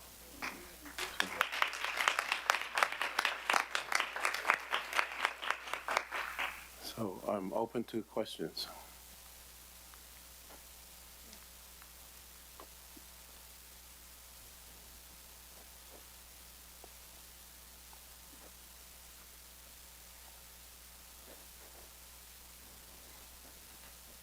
All right, seeing none, no questions. We do have to stay for executive session today.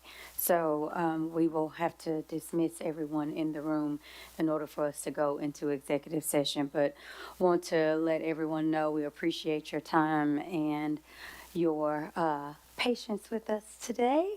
And good to see you all. And also, don't forget, if you haven't did your money to us, please make sure you do so. And now we need a motion to adjourn, please. I move that we move into executive session. Thank you. Second. All in favor? Aye. Thank you. For the bathroom break. Did he come to the bathroom break? Yeah. Okay, good. I'm